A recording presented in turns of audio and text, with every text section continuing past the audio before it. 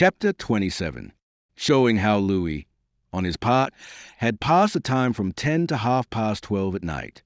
When the king left the apartments of the maids of honor, he found Colbert awaiting him to take directions for the next day's ceremony, as the king was then to receive the Dutch and Spanish ambassadors.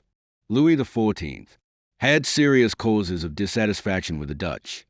The states had already been guilty of many mean shifts and evasions with France, and without perceiving or without caring about the chances of a rupture, they again abandoned the alliance with His Most Christian Majesty for the purpose of entering into all kinds of plots with Spain. Louis XIV, at his accession, that is to say, at the death of Cardinal Mazarin, had found this political question roughly sketched out. The solution was difficult for a young man, but as, at that time, the king represented the whole nation, anything that the head resolved upon, the body would be found ready to carry out. Any sudden impulse of anger, the reaction of young hot blood upon the brain, would be quite sufficient to change an old form of policy and create another system altogether. The part that diplomatists had to play in those days was that of arranging among themselves the different coups d'etat which their sovereign masters might wish to effect. Louis was not in that calm frame of mind which was necessary to enable him to determine on a wise course of policy.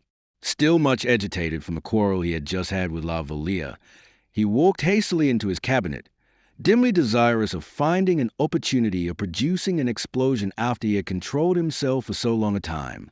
Colbert, as he saw the king enter, knew the position of affairs at a glance, understood the king's intentions, and resolved therefore to maneuver a little. When Louis requested to be informed what it would be necessary to say on the morrow, Colbert began by expressing his surprise that His Majesty had not been properly informed by M. Fouquet. M. Fouquet, he said, is perfectly acquainted with the whole of this Dutch affair. He received the dispatches himself direct. The king, who was accustomed to hear M. Colbert speak in not over-scrupulous terms of M. Fouquet, allowed this remark to pass unanswered, and merely listened. Colbert noticed the effect it had produced, and hastened to back out, saying that M. Fouquet was not on all occasions as blamable as at the first glance might seem to be the case, inasmuch as at that moment he was greatly occupied. The king looked up. "What do you allude to?" he said. "Sire, men are but men, and M. Fouquet has his defects as well as his great qualities."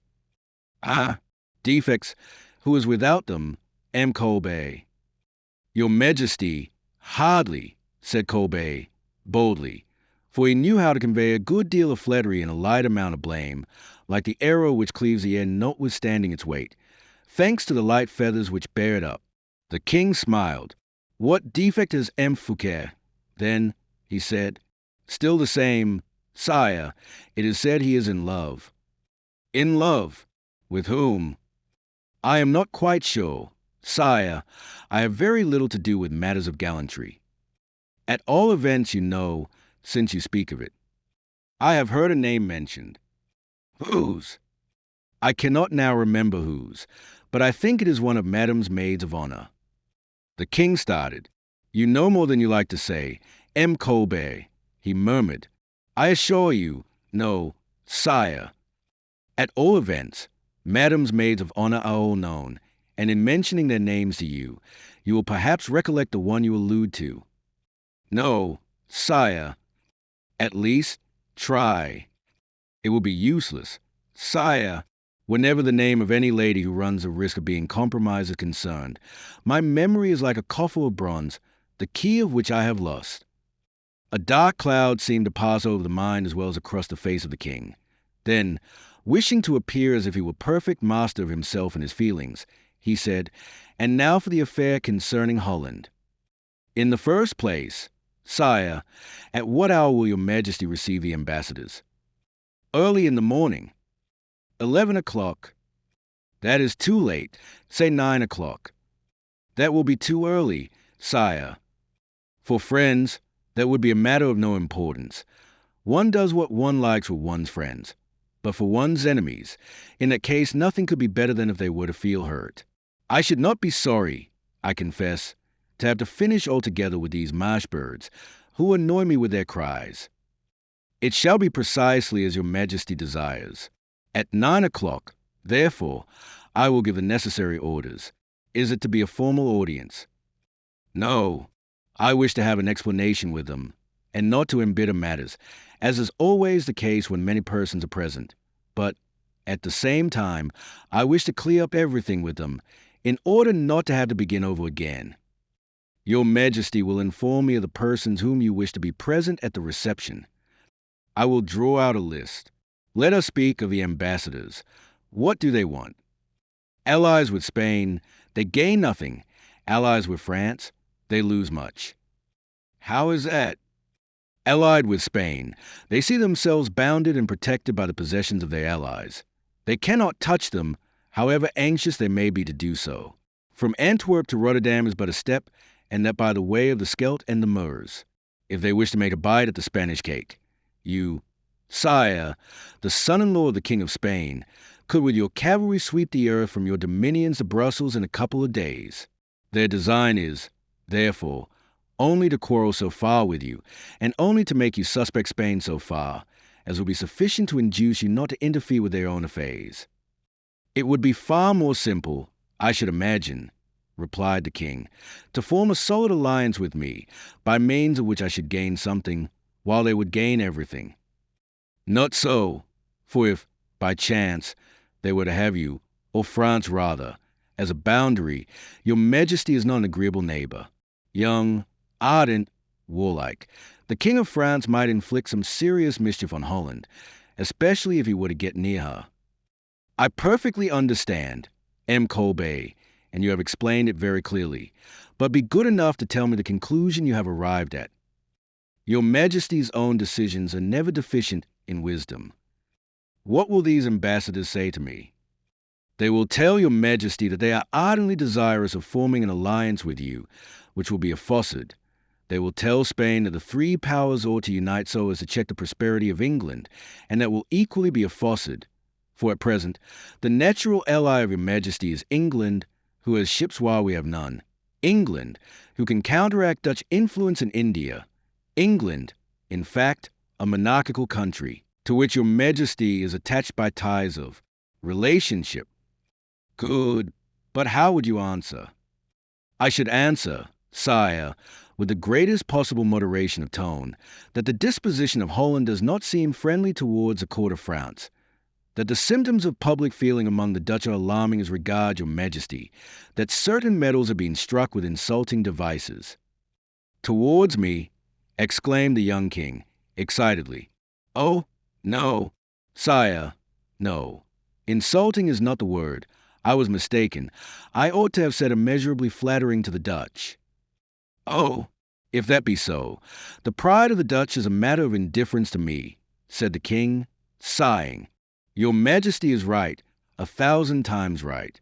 However, it is never mistaken politics. Your Majesty knows better than myself, to exaggerate a little in order to obtain concession in your own favor. If your Majesty were to complain as if your susceptibility were offended, you would stand in a far higher position with them. What are these medals you speak of? Inquired Louis. For if I allude to them, I ought to know what to say. Upon my word, sire, I cannot very well tell you. Some overweeningly conceited device. That is the sense of it. The words have little to do with the thing itself. Very good. I will mention the word medal, and they can understand it if they like. Oh, they will understand without any difficulty. Your Majesty can also slip in a few words about certain pamphlets which are being circulated. Never. Pamphlets befoul those who write them much more than those against whom they are written. M. Colbert, I thank you. You can leave now. Do not forget the hour I have fixed, and be there yourself. Sire, I await your Majesty's list. True, returned the king, and he began to meditate. He had not thought of the list in the least. The clock struck 11:30. The king's face revealed a violent conflict between pride and love. The political conversation had dispelled a good deal of the irritation which Louis had felt, and La Valliere's pale, worn features, in his imagination, spoke a very different language from that of the Dutch medals or the Batavian pamphlets. He sat for 10 minutes debating within himself whether he should or should not return to La Vallière, But Colbert, having with some urgency respectfully requested that the list might be furnished him, the king was ashamed to be thinking of mere matters of affection where important state affairs required his attention. He therefore dictated, the Queen Mother, the Queen, Madame de Motteville, Madame de Chatillon, Madame de Nivelles, and, for the men, M. le Prince, M. de Gramont, M. de Menecamp, M. de Saint-Aignan, and the officers on duty. The ministers asked Colbert, as a matter of course, and the secretaries also, Sire, I will leave at once in order to get everything prepared. The orders will be at the different residences tomorrow. Say rather today, replied Louis mournfully as the clock struck 12. It was the very hour when Paul Vallière was almost dying from anguish and bitter suffering. The king's attendants entered, it being the hour of his retirement to his chamber. The queen, indeed, had been waiting for more than an hour. Louis accordingly retreated to his bedroom with a sigh. But, as he sighed, he congratulated himself on his courage, and applauded himself for having been as firm in love as in affairs of state. Chapter 28. The ambassadors. D'Artagnan had, with very few exceptions, learned almost all the particulars of what we have just been relating. For among his friends he reckoned all the useful, serviceable people in the royal household, officious attendants who were proud of being recognized by the captain of the Musketeers, for the captain's influence was very great. And then, in addition to any ambitious views they may have imagined he could promote, they were proud of being regarded as what being spoken to by a man as brave as D'Artagnan. In this manner D'Artagnan learned every morning what he had not been able either to see or to ascertain the night before, from the simple fact of his not being ubiquitous, so that, with the information he had been able by his own means to pick up during the day, and with what he had gathered from others, he succeeded in making up a bundle of weapons, which he was in the prudent habit of using only when occasion required. In this way, D'Artagnan's 2 eyes rendered him the same service as the 100 eyes of Argus. Political secrets, bedside revelations, hints or scraps of conversation dropped by the courtiers on the threshold of the royal antechamber. In this way D'Artagnan managed to ascertain, and to store away everything in the vast and impenetrable mausoleum of his memory, by the side of those royal secrets so dearly bought and faithfully preserved. He therefore knew of the king's interview with Colbert, and of the appointment made for the ambassadors in the morning, and, consequently, that the question of the medals would be brought up for debate, and, while he was arranging and constructing the conversation upon a few chance words which had reached his ears, he returned to his post in the royal apartments, so as to be there at the very moment the king awoke. It happened that the king rose very early, proving thereby that he, too, on his side, had slept but indifferently. Towards 7 o'clock, he half opened his door very gently. D'Artagnan was at his post. His Majesty was pale, and seemed wearied. He had not, moreover, quite finished dressing. "Send for M. de Saint-Aignan," he said. Saint-Aignan was probably awaiting a summons, for the messenger, when he reached his apartment, found him already dressed. Saint-Aignan hastened to the king in obedience to the summons. A moment afterwards the king and Saint-Aignan passed by together, the king walking first. D'Artagnan went to the window which looked out upon the courtyard. He had no need to put himself to the trouble of watching in what direction the king went, for he had no difficulty in guessing beforehand where his Majesty was going. The king, in fact, bent his steps towards the apartments of the maids of honor, a circumstance which in no way astonished D'Artagnan, for he more than suspected, although La Vallière had not breathed a syllable on the subject, that the king had some kind of reparation to make. Saint-Aignan followed him as he had done the previous evening, rather less uneasy in his mind, though still slightly agitated, for he fervently trusted that at 7 o'clock in the morning there might be only himself and the king awake amongst the august guests at the palace. D'Artagnan stood at the window, careless and perfectly calm in his manner. One could almost have sworn that he noticed nothing, and was utterly ignorant who were these 2 hunters after adventures, passing like shadows across the courtyard, wrapped up in their cloaks. And yet, all the while that D'Artagnan appeared not to be looking at them at all, he did not for one moment lose sight of them, and while he whistled that old march of the Musketeers, which he rarely recalled except under great emergencies, he conjectured and prophesied how terrible would be the storm which would be raised on the king's return. In fact, When the king entered La Valliere's apartment and found the room empty and the bed untouched, he began to be alarmed and called out to Montalais, who immediately answered the summons, but her astonishment was equal to the king's. All that she could tell His Majesty was that she had fancied she had heard La Valliere's weeping during a portion of the night, but knowing that His Majesty had paid her a visit, she had not dared to inquire what was the matter. But, inquired the king, where do you suppose she is gone? Sire, replied Montalais, Louise is of a very sentimental disposition, and as I have often seen her rise at daybreak in order to go out into the garden, she may, perhaps, be there now. This appeared probable, and the king immediately ran down the staircase in search of the fugitive. D'Artagnan saw him grow very pale, and talking in an excited manner with his companion, as he went towards the gardens, Saint Aignan following him, out of breath. D'Artagnan did not stir from the window, but went on whistling, looking as if he saw nothing, yet seeing everything. Come, come, he murmured, when the king disappeared. His Majesty's passion is stronger than I thought. He is now doing, I think, what he never did for Mademoiselle de Mancini. 6. In a quarter of an hour the king again appeared. He had looked everywhere, was completely out of breath, and, as a matter of course, had not discovered anything.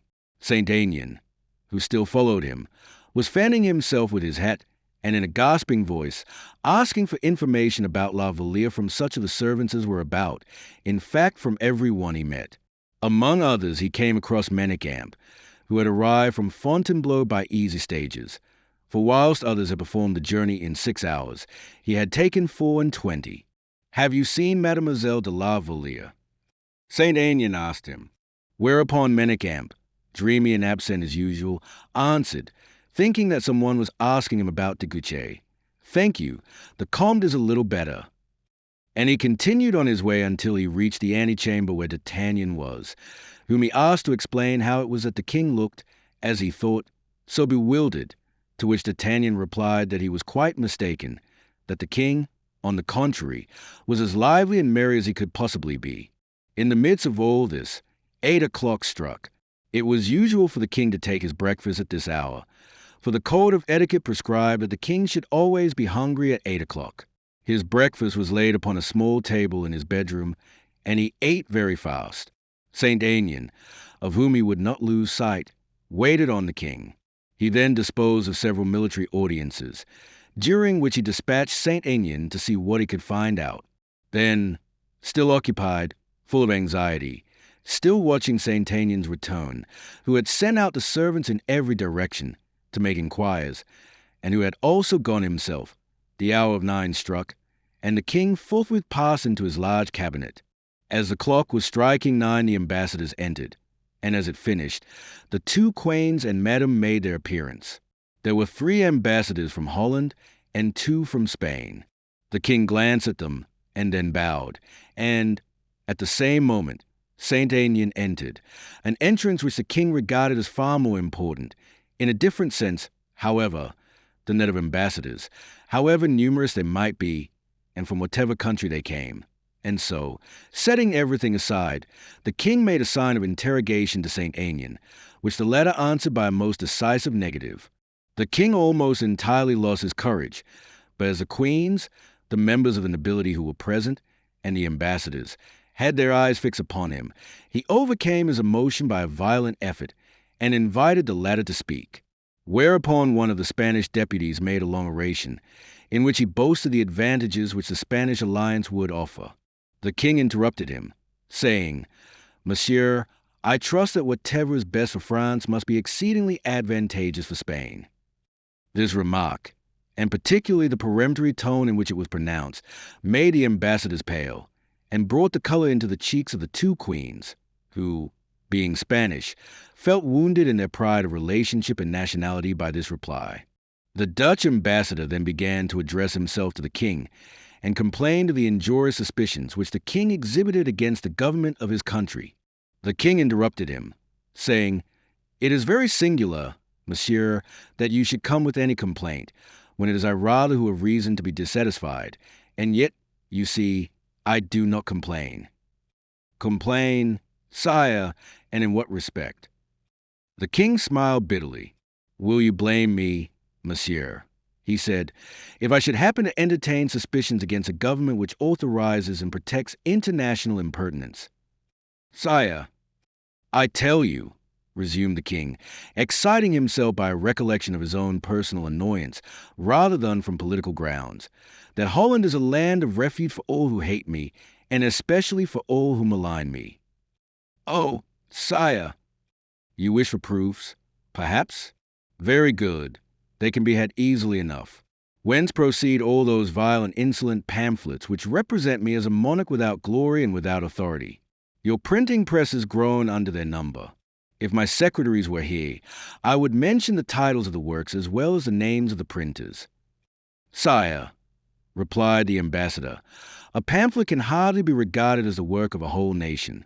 Is it just, is it reasonable, that a great and powerful monarch like your majesty should render a whole nation responsible for the crime of a few madmen who are, perhaps, only scribbling in a garret for a few sous to buy bread for their family?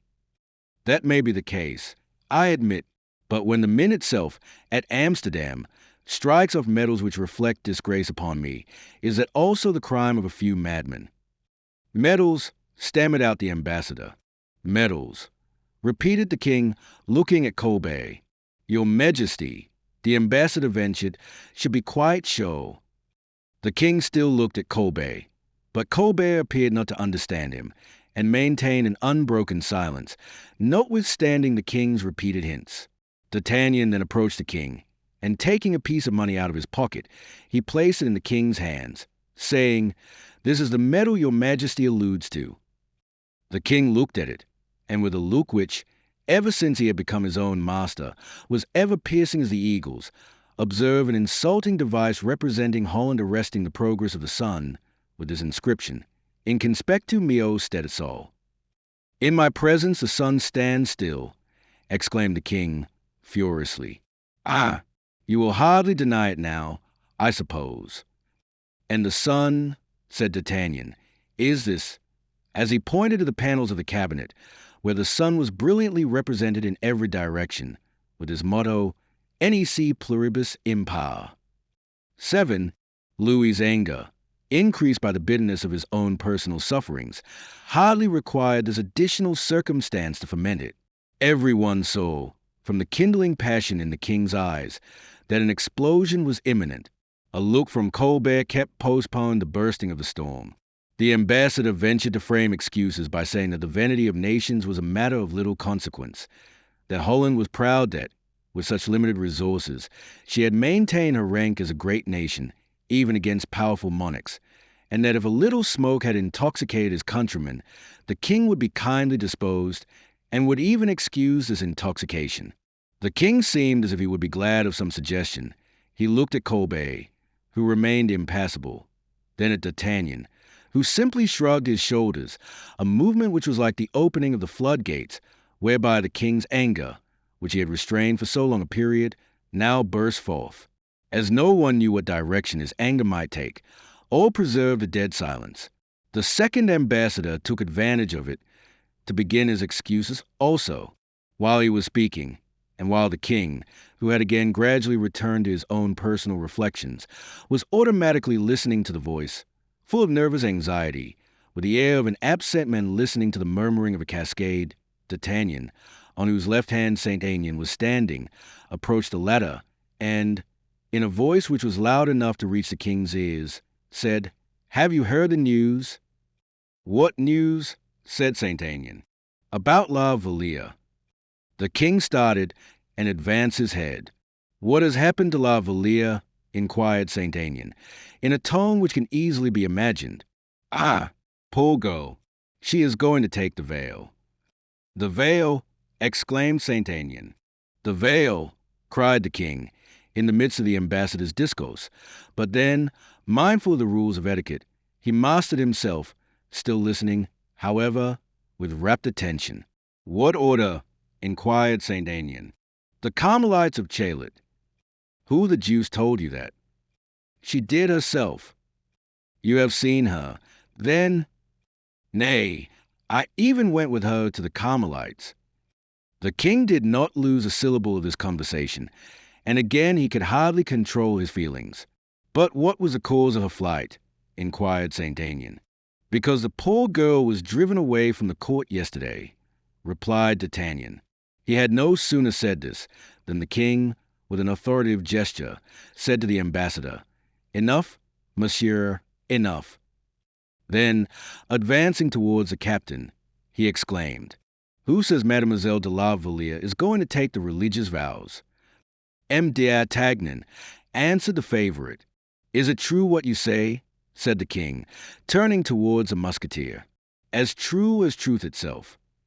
The king clenched his hands and turned pale. "You have something further to add, D'Artagnan," he said. "I know nothing more, sire." "You added that Mademoiselle de la Vallière had been driven away from the court." "Yes, sire." "Is that true? Also?" "Ascertain for yourself, sire." "And from whom?" "I," sighed D'Artagnan, like a man who is declining to say anything further. The king almost bounded from his seat, regardless of ambassadors, ministers, courtiers, queens, and politics. The queen mother rose. She had heard everything, or, if she had not heard everything, she had guessed it. Madame, almost fainting from anger and fear, endeavored to rise as the queen mother had done, but she sank down again upon a chair, which by an instinctive movement she made roll back a few paces. "Gentlemen," said the king, "the audience is over. I will communicate my answer, or rather my will, to Spain and to Holland." And with a proud, imperious gesture, he dismissed the ambassadors. "Take care, my son," said the queen mother, indignantly. "You are hardly master of yourself, I think." "Ah, madam," returned the young lion, with a terrible gesture, "if I am not master of myself, I will be, I promise you, of those who do me a deadly injury. Come with me, D'Artagnan, come." And he quitted the room in the midst of general stupefaction and dismay. The king hastily descended the staircase, and was about to cross the courtyard. "Sire," said D'Artagnan, "your majesty mistakes the way." "No, I am going to the stables." "That is useless, sire, for I have horses ready for your majesty." The king's only answer was a look, but this look promised more than the ambition of 3 D'Artagnans could have dared to hope. Chapter 29. Charlotte.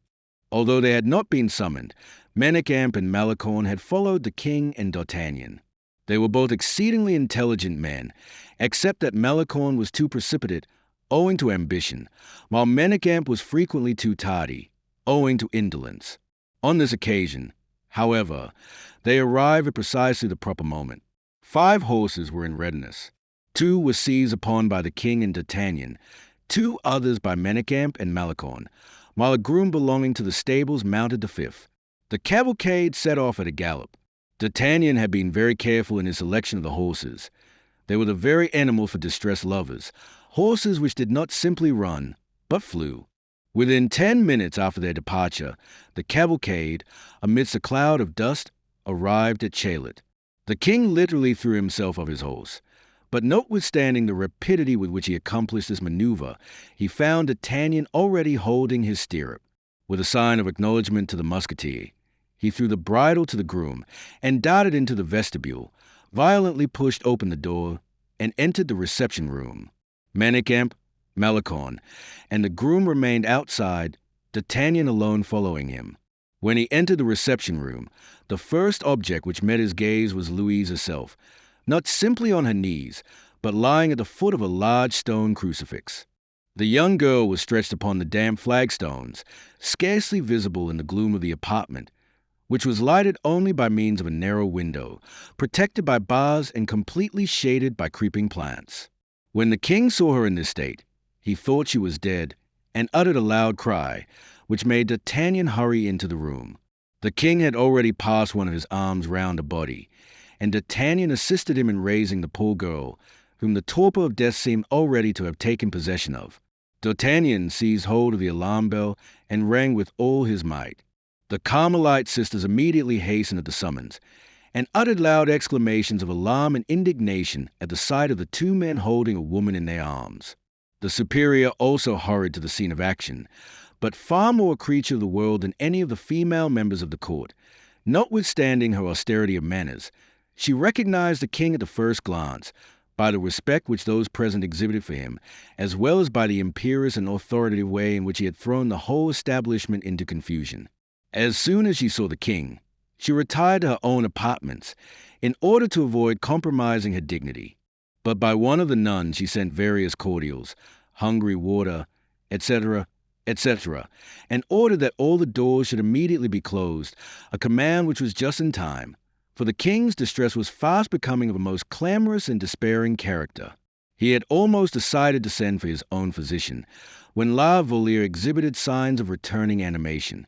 The first object which met her gaze, as she opened her eyes, was the king at her feet. In all probability she did not recognize him, for she uttered a deep sigh full of anguish and distress. Louis fixed his eyes devouringly upon her face, and when, in the course of a few moments, she recognized Louis, she endeavored to tear herself from his embrace. "Oh, heavens!" she murmured. "Is not the sacrifice yet made?" "No, no," exclaimed the king, "and it shall not be made, I swear." Notwithstanding her weakness and utter despair, she rose from the ground, saying, "It must be made, however, it must be, so do not stay me in my purpose. I leave you to sacrifice yourself." Never, never," exclaimed the king. "Well," murmured D'Artagnan, "I may as well go now. As soon as they begin to speak, we may as well prevent there being any listeners." And he quitted the room, leaving the lovers alone. "Sire," continued Vallière, "not another word, I implore you. Do not destroy the only future I can hope for, my salvation. Do not destroy the glory and brightness of your own future for a mere caprice." "A caprice?" cried the king. "Oh, sire, it is now, only, that I can see clearly into your heart." Louise, what mean you?" "An inexplicable impulse, foolish and unreasonable in its nature, may ephemerally appear to offer sufficient excuse for your conduct, but there are duties imposed upon you which are incompatible with your regard for a poor girl such as I am. So, forget me. I forget you. You have already done so once. Rather would I die. You cannot love one whose peace of mind you hold so lightly, and whom you so cruelly abandoned last night to the bitterness of death." "What can you mean? Explain yourself, Louise. What did you ask me yesterday morning?" "To love you. What did you promise me in return?" "Never to let midnight pass without offering me an opportunity of reconciliation, if, by any chance, your anger should be roused against me." "Oh, forgive me, Louise, forgive me. I was mad from jealousy." "Jealousy is a sentiment unworthy of a king, a man. You may become jealous again, and will end by killing me. Be merciful, then, and leave me now to die. Another word, mademoiselle, in that strain, and you will see me expire at your feet." "No, no, sire, I am better acquainted with my own demerits, and believe me that to sacrifice yourself for one whom all despise would be needless. Give me the names of those you have cause to complain of." "I have no complaints, sire, to prefer against anyone, no one but myself to accuse. Farewell, sire, you are compromising yourself in speaking to me in such a manner." "Oh, be careful, Louise, in what you say, for you are reducing me to the darkness of despair." "Oh, sire, sire, leave me at least the protection of heaven, I implore you." "No, no, heaven itself shall not tear you from me." "Save me, then," cried the poor girl, "from those determined and pitiless enemies who are thirsting to annihilate my life and honor too. If you have courage enough to love me, show at least that you have power enough to defend me. But no, she whom you say you love, others insult and mock, and drive shamelessly away." And the gentle-hearted girl, forced by her own bitter distress to accuse others, wrung her hands in an uncontrollable agony of tears. "You have been driven away," exclaimed the king. "This is the second time I have heard it said. I have been driven away with shame and ignominy, sire.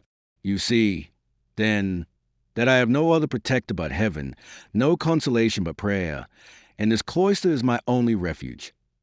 My palace, my whole court, shall be your park of peace. Oh, fear nothing further now, Louise.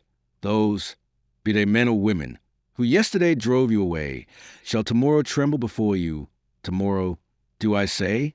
Nay, this very day I have already shown my displeasure, have already threatened. It is in my power, even now, to hurl the thunderbolt I have hitherto withheld.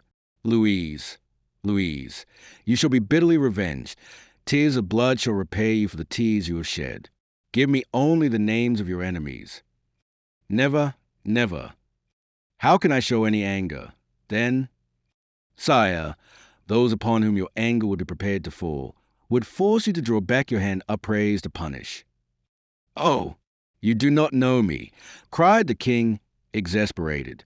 Rather than draw back, I would sacrifice my kingdom, and would abjure my family. Yes, I would strike until this arm had utterly destroyed all those who had ventured to make themselves the enemies of the gentlest and best of creatures. And, as he said these words, Louis struck his fist violently against the oaken wainscoting with a force which alarmed La Vallière. For his anger, owing to his unbounded power, had something imposing and threatening in it, like the lightning, which may at any time prove deadly. She, who thought that her own suffering could not be surpassed, was overwhelmed by a suffering which revealed itself by menace and by violence. Sire, she said, for the last time I implore you to leave me. Already do I feel strengthened by the calm seclusion of this asylum, and the protection of heaven has reassured me, for all the pretty human meanness of this world are forgotten beneath the divine protection.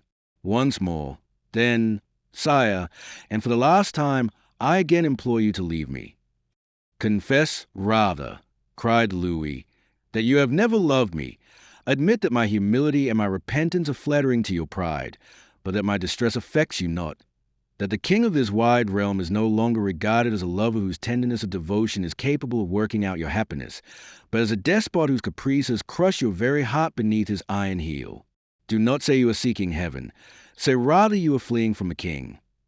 Louise's heart was wrung within her, as she listened to his passionate utterance, which made the fever of hope course once more through her every vein. But did you not hear me say that I have been driven away, scorned, despised? I will make you the most respected and most adored and the most envied of my whole court. Prove to me that you have not ceased to love me. In what way? By leaving me. I will prove it to you by never leaving you again. But do you imagine, sire, that I shall allow that? Do you imagine that I will let you come to an open rupture with every member of your family? Do you imagine that, for my sake, you could abandon mother, wife, and sister? Ah, you have named them. Then, at last, it is then, who have wrought this grievous injury. By the heaven above us, then, upon them shall my anger fall. That is the reason why the future terrifies me. My I refuse everything. My I do not wish you to revenge me. Tears enough have already been shed. Sufficient sorrow and affliction have already been occasioned. I, at least, will never be the cause of sorrow or affliction or distress to whomsoever it may be, for I have mourned and suffered and wept too much myself. And do you count my sufferings, my tears, as nothing? In heaven's name, sire, do not speak to me in that manner. I need all my courage to enable me to accomplish the sacrifice. Louise, Louise, I implore you, whatever you desire, whatever you command, whether vengeance or forgiveness, your slightest wish will be obeyed, but do not abandon me. Alas, sire, we must part. You do not love me. Then, heaven knows I do. It is false, Louise, it is false. Oh, sire, if I did not love you, I should let you do what you please. I should let you revenge me. In return for the insult which has been inflicted on me, I should accept the brilliant triumph to my pride which you propose. And yet, you cannot deny that I reject even the sweet compensation which your affection affords, that affection which for me is life itself, for I wish to die when I thought that you loved me no longer. Yes, yes, I now know, I now perceive it. You are the sweetest, best, and purest of women. There is no one so worthy as yourself, not alone of my respect and devotion, but also of the respect and devotion of all who surround me. And therefore no one shall be loved like yourself. No one shall ever possess the influence over me that you wield. You wish me to be calm, to forgive. Be it so, you shall find me perfectly unmoved. You wish to reign by gentleness and clemency. I will be clement and gentle. Dictate for me the conduct you wish me to adopt, and I will obey blindly. In heaven's name, no, sire, what am I, a poor girl, to dictate to so great a monarch as yourself? You are my life, the very spirit and principle of my being. Is it not the spirit that rules the body? You love me, then, sire, on my knees, yes, with my hands of praise to you, yes, with all the strength and power of my being, yes, I love you so deeply that I would lay down my life for you, gladly, at your merest wish. Oh, sire, now I know you love me. I have nothing to wish for in the world. Give me your hand, sire, and then, farewell. I have enjoyed in this life all the happiness I was ever meant for. Oh, no, no. Your happiness is not a happiness of yesterday. It is of today, of tomorrow, ever enduring. The future is yours. Everything which is mine is yours, too. Away with these ideas of separation. Away with these gloomy, despairing thoughts. You will live for me, as I will live for you, Louise. And he threw himself at her feet, embracing her knees with the wildest transports of joy and gratitude. Oh, sire, sire, all that is but a wild dream. Why, a wild dream? Because I cannot return to the court. Exiled, how can I see you again? Would it not be far better to bury myself in a cloister for the rest of my life, with the rich consolation that your affection gives me, with the pulses of your heart beating for me, and your latest confession of attachment still ringing in my ears? Exiled, you, exclaimed Louis XIV. And who dares to exile, let me ask, when I recall? Oh, sire, something which is greater than and superior to the kings even, the world and public opinion. Reflect for a moment. You cannot love a woman who has been ignominiously driven away. Love one whom your mother has stained with suspicions, one whom your sister has threatened with disgrace. Such a woman, indeed, would be unworthy of you. Unworthy, one who belongs to me. Yes, sire, precisely on that account. From the very moment she belongs to you, the character of your mistress renders her unworthy. You are right, Louise. Every shade of delicacy of feeling is yours. Very well, you shall not be exiled. Ah, from the tone in which you speak, you have not heard Madame. That is very clear. I will appeal from her to my mother. Again, sire, you have not seen your mother. She, too, my poor Louise, everyone's hand, then, is against you. Yes, yes, poor Louise, who was already bending beneath the fury of the storm, when you arrived and crushed her beneath the weight of your displeasure. Oh, forgive me. You will not, I know, be able to make either of them yield. Believe me, the evil cannot be repaid, for I will not allow you to use violence or to exercise your authority. Very well, Louise, to prove to you how fondly I love you, I will do one thing. I will see Madame. I will make her revoke a sentence. I will compel her to do so. Compel? Oh, no, no. True, you are right. I will bend her. Louise shook her head. I will entreat her, if it be necessary, said Louis. Will you believe in my affection after that? Louise drew herself up. Oh, never, never shall you humiliate yourself on my account. Sooner, 1,000 times, would I die. Louis reflected. His features assumed a dark expression. I will love you as much as you have loved. I will suffer as keenly as you have suffered. This shall be my expiation in your eyes. Come, mademoiselle, put aside these paltry considerations. Let us show ourselves as great as our sufferings, as strong as our affection for each other. And, as he said this, He took her in his arms and encircled her waist with both his hands, saying, "My own love, my own dearest and best beloved, follow me." She made a final effort, in which he concentrated, no longer all of a firmness of will, for that had long since been overcome, but all her physical strength. "No," she replied, weakly. "No, no, I should die from shame. No, you shall return like a queen. No one knows of your having left, except, indeed, D'Artagnan. He has betrayed me. Then, in what way?" He promised faithfully. "I promised not to say anything to the king," said D'Artagnan, putting his head through the half-open door, "and I kept my word. I was speaking to N de Saint Aignan, and it was not my fault that the king overheard me. Was it, sire?" "It is quite true," said the king. "Forgive him." La Vallière smiled, and held out her small white hand to the musketeer. "Monsieur d'Artagnan," said the king, "be good enough to see if you can find a carriage for Mademoiselle de la Vallière." "Sire," said the captain, "the carriage is waiting at the gate." "You are a magic mode of forethought," exclaimed the king. "You have taken a long time to find it out," muttered D'Artagnan, notwithstanding he was flattered by the praise bestowed upon him. La Vallière was overcome. After a little further hesitation, she allowed herself to be led away, half fainting, by her royal lover. But, as she was on the point of leaving the room, she tore herself from the king's grasp and returned to the stone crucifix, which she kissed, saying, "O heaven, it was thou who drewest me hither, thou who hast rejected me, but thy grace is infinite. Whenever I shall again return, forget that I have ever separated myself from thee, for when I return it will be never to leave thee again." The king could not restrain his emotion, and D'Artagnan, even, was overcome.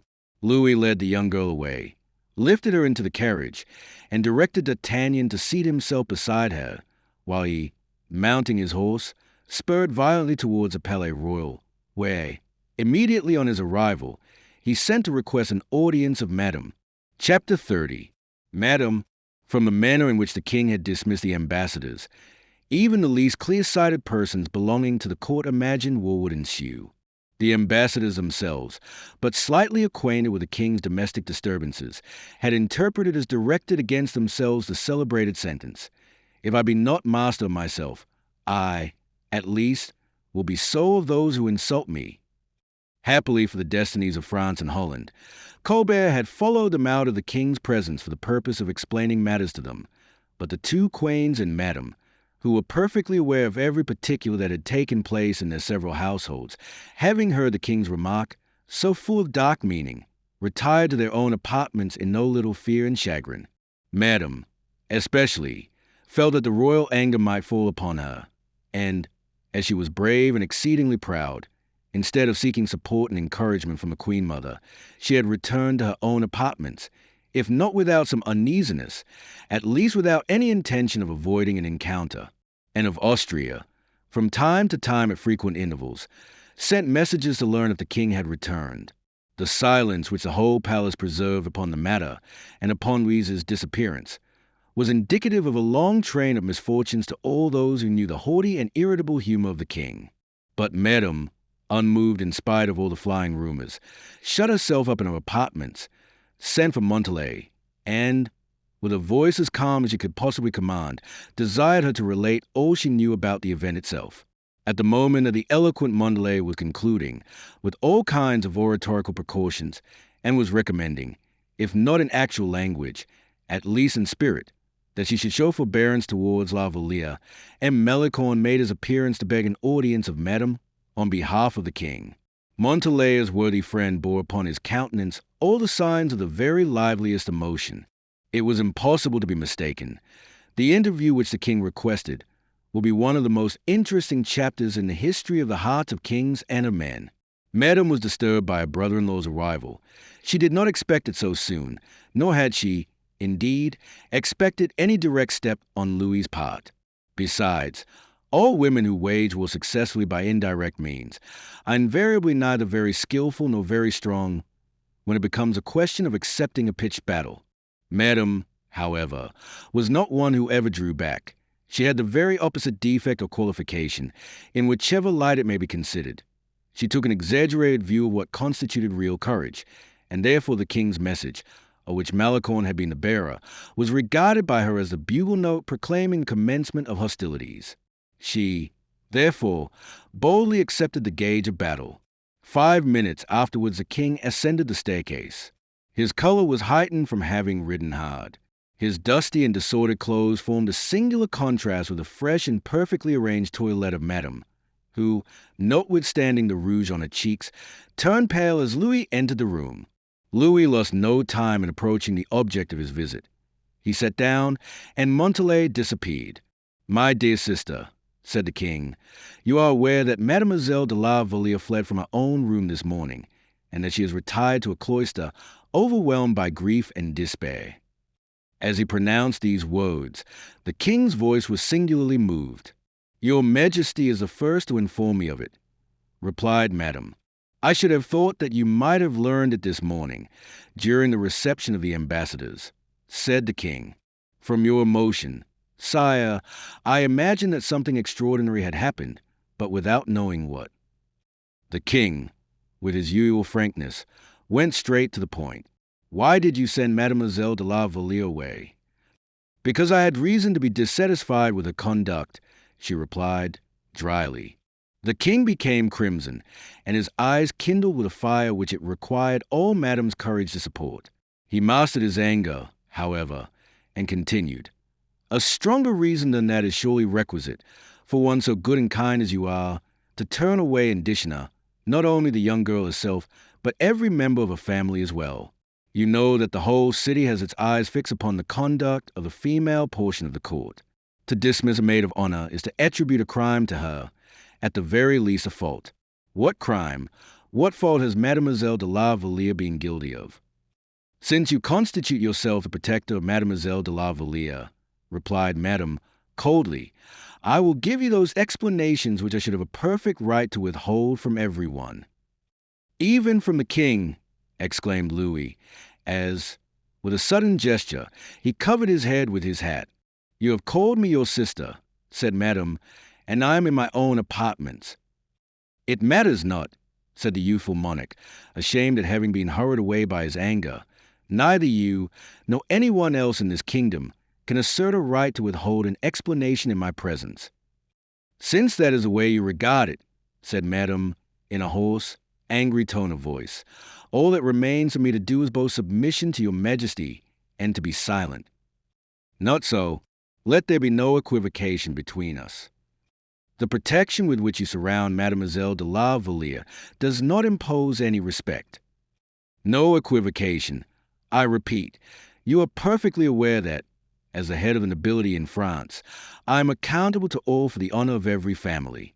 You dismiss Mademoiselle de la Vallière, or whoever else it may be." Madame shrugged her shoulders. "Or whoever else it may be, I repeat," continued the king, "and as, acting in that manner, you cast additional reflection upon that person, I ask you for an explanation, in order that I may confirm or annul the sentence." "Annul my sentence!" exclaimed Madame, haughtily. "What? When I have discharged one of my attendants, do you order me to take her back again?" The king remained silent. "This would be a sheer abuse of power. Sire, it would be indecorous and unseemly." "Madame, as a woman, I should revolt against an abuse so insulting to me. I should no longer be able to regard myself as a princess of your blood, a daughter of a monarch. I should be the meanest of creatures, more humbled and disgraced than the servant I had sent away." The king rose from his seat with anger. "It cannot be a heart," he cried. "You are beating in your bosom. If you act in such a way with me, I may have reason to act with corresponding severity. It sometimes happens that in a battle a chance ball may reach its mark." The observation, which the king had made without any particular intention, struck Madame home and staggered her for a moment. Some day or other she might indeed have reason to dread reprisals. "At all events, sire," she said, "explain what you require." "I ask, Madame, what has Mademoiselle de la Vallière done to warrant your conduct toward her?" "She is the most cunning fomenter of intrigues I know. she was the occasion of 2 personal friends engaging in mortal combat, and has made people talk of her in such shameless terms that the whole court is indignant at the mere sound of her name. She, cried the king. Under her soft and hypocritical manner, continued Madam, she hides a disposition full of foul and dark conceit. She, you may possibly be deceived, sire, but I know her right well. She is capable of creating dispute and misunderstanding between the most affectionate relatives and the most intimate friends. You see that she has already sown discord betwixt us 2. I do assure you, said the king. Sire, look well into the case as it stands. We were living on the most friendly understanding, and by the artfulness of her tales and complaints, she has set your majesty against me. I swear to you, said the king, that on no occasion has a bitter word ever passed her lips. I swear that, even in my wildest bursts of passion, she would not allow me to menace anyone. And I swear, too, that you do not possess a more devoted and respectful friend than she is.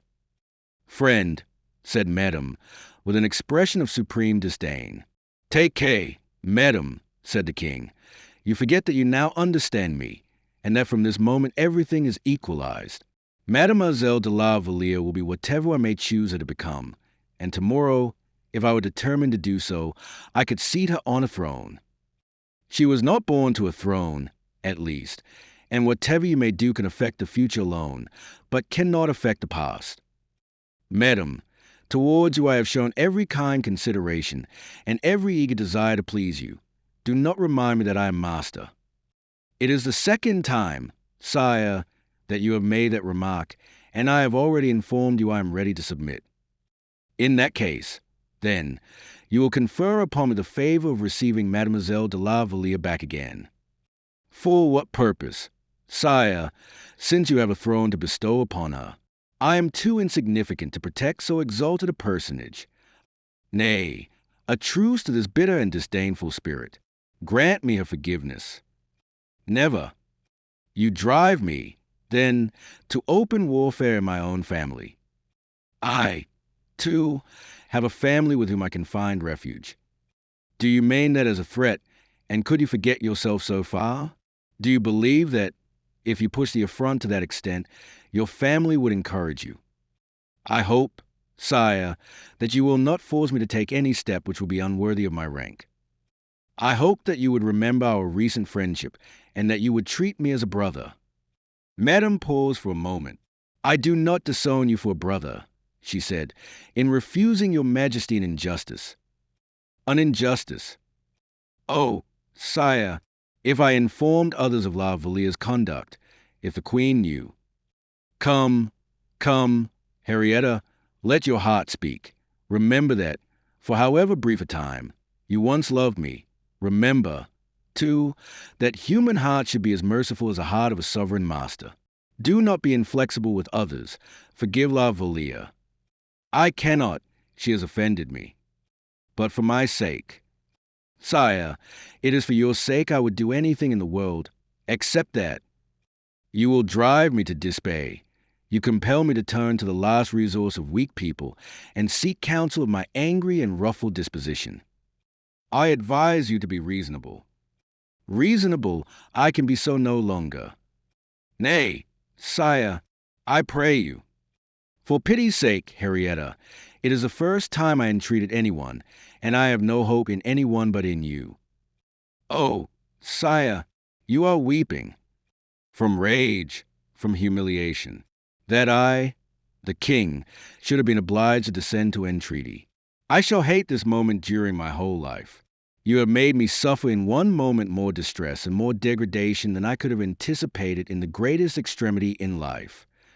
And the king rose and gave free vent to his tears, which, in fact, were tears of anger and shame. Madame was not touched exactly, for the best women, when their pride is hurt, are without pity, but she was afraid that the tears the king was shedding might possibly carry away every soft and tender feeling in his heart. Give what commands you please, sire, she said. And since you prefer my humiliation to your own, although mine is public and yours has been witnessed but by myself alone, speak, I will obey your majesty. No, Henrietta, exclaimed Louis, transported with gratitude. "You will have yielded to a brother's wishes. I no longer have any brother, since I obey. All that I have would be too little in return. How passionately you love, sire, when you do love." Louis did not answer. He had seized upon Madame's hand and covered it with kisses. "And so you will receive this poor girl back again, and will forgive her. You will find how gentle and pure-hearted she is. I will maintain her in my household. No, you will give her your friendship, my sister. I never liked her. Well, for my sake, you will treat her kindly, will you not, Henrietta? I will treat her as your mistress." The king rose suddenly to his feet. By this word, which had so infelicitously escaped her, Madame had destroyed the whole merit of a sacrifice. The king felt freed from all obligations. Exasperated beyond measure, and bitterly offended, he replied, "I thank you, Madame. I shall never forget the service you have rendered me." And, saluting her with an affectation of ceremony, he took his leave of her. As he passed before a glass, he saw that his eyes were red, and angrily stamped his foot on the ground. But it was too late, for Malicorne and D'Artagnan, who were standing at the door, had seen his eyes. "The king has been crying," thought Malicorne.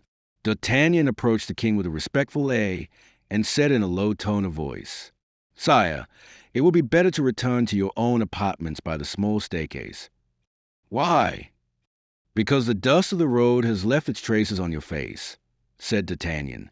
"By heavens," he thought, "when the king has given way like a child, let those look to it who may make the lady weep for whom the king sheds tears." Chapter 31. Mademoiselle de la Valliere's pocket handkerchief. Madame was not bad-hearted. She was only hasty and impetuous. The king was not imprudent. He was simply in love. Hardly had they entered into this compact, which terminated in La Valliere's recall, when they both sought to make as much as they could by their bargain. The king wished to see La Vallière every moment of the day, while Madame, who was sensible of the king's annoyance ever since he had so entreated her, would not relinquish a revenge on La Vallière without a contest. She planted every conceivable difficulty in the king's path. He was, in fact, obliged, in order to get a glimpse of La Vallière, to be exceedingly devoted in his attentions to his sister-in-law, and this, indeed, was Madame's plan of policy. As she had chosen someone to second her efforts, and as this person was our old friend Montalais, the king found himself completely hemmed in every time he paid Madame a visit. He was surrounded, and was never left a moment alone. Madame displayed in her conversation a charm of manner and brilliancy of wit which dazzled everybody.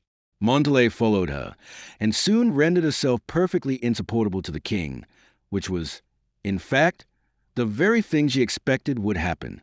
She then set Malicorne to king, who found means of informing his majesty that there was a young person belonging to the court who was exceedingly miserable, and on the king inquiring who this person was, Malicorne replied that it was Mademoiselle de Montalais. To this the king answered that it was perfectly just that a person should be unhappy when she rendered others so. Whereupon Malicorne explained how matters stood, for he had received his directions from Montalais. The king began to open his eyes.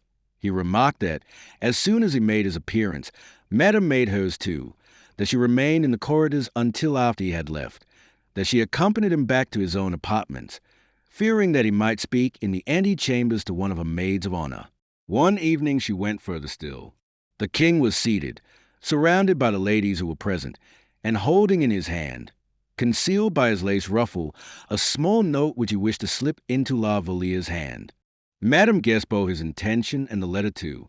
It was difficult to prevent the king going wherever he pleased, and yet it was necessary to prevent his going near La Vallière or speaking to her, as by so doing he could let the note fall into her lap behind a fan, or into her pocket handkerchief. The king, who was also on the watch, suspected that a snare was being laid for him. He rose and pushed his chair, without affectation, near Mademoiselle de Chatillon, with whom he began to talk in a light tone. They were amusing themselves making rhymes. From Mademoiselle de Chatillon he went to Montalais, and then to Mademoiselle de Tonnay-Charente. And thus, by the skillful maneuver, he found himself seated opposite to La Vallière, whom he completely concealed. Madame pretended to be greatly occupied, altering a group of flowers that she was working in tapestry. The king showed the corner of his letter to La Vallière, and the latter held out her handkerchief with a look that signified, "Put the letter inside." Then, as the king had placed his own handkerchief upon his chair, he was adroit enough to let it fall on the ground, so that La Vallière slipped her handkerchief on the chair. The king took it up quietly, without anyone observing what he did, placed the letter within it, and returned the handkerchief to the place he had taken it from. There was only just time for La Vallière to stretch out a hand to take hold of the handkerchief with its valuable contents. But Madame, who had observed everything that had passed, said to Mademoiselle de Chatillon, "Chatillon, be good enough to pick up the king's handkerchief, if you please. It has fallen on the carpet." The young girl obeyed with the utmost precipitation, the king having moved from his seat, and La Vallière being in no little degree nervous and confused. "Ah, I beg your Majesty's pardon," said Mademoiselle de Chatillon. "You have two handkerchiefs, I perceive." And the king was accordingly obliged to put into his pocket La Vallière's handkerchief, as well as his own. He certainly gained that souvenir of Louise, who lost, however, a copy of verses which had cost the king 10 hours' hard labor, and which, as far as he was concerned, was perhaps as good as a long poem. It would be impossible to describe the king's anger and La Vallière's despair, but shortly afterwards a circumstance occurred which was more than remarkable. When the king left, in order to retire to his own apartment, Malicorne, informed of what had passed, one can hardly tell how, was waiting in the antechamber. The antechambers of the Palais Royal are naturally very dark, and, in the evening, they were but indifferently lighted. Nothing pleased the king more than this dim light. As a general rule, love, whose mind and heart are constantly in a blaze, contemns all light except the sunshine of the soul. And so the antechamber was dark. A page carried a torch before the king, who walked on slowly, greatly annoyed at what had recently occurred. Malicorne passed close to the king, almost stumbled against him in fact, and begged his forgiveness with the profoundest humility. But the king, who was in an exceedingly ill temper, was very sharp in his reproof to Malicorne, who disappeared as soon and as quietly as he possibly could. Louis retired to rest, having had misunderstanding with the queen.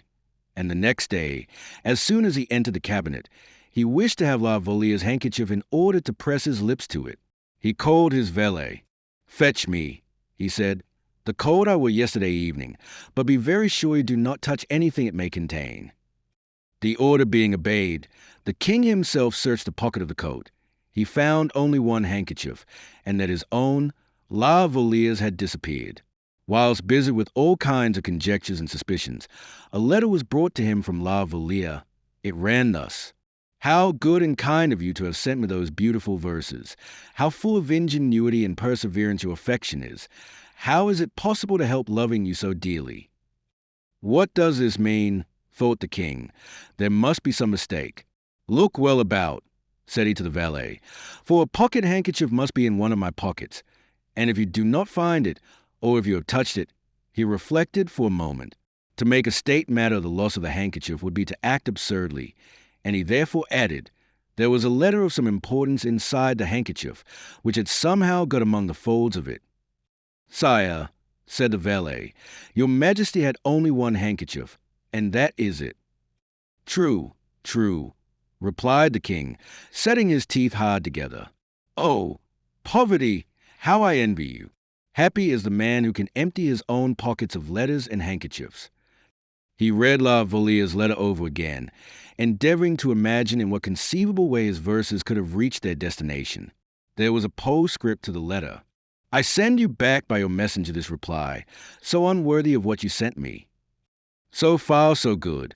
I shall find out something now," he said delightedly. "Who is waiting, and who brought me this letter?"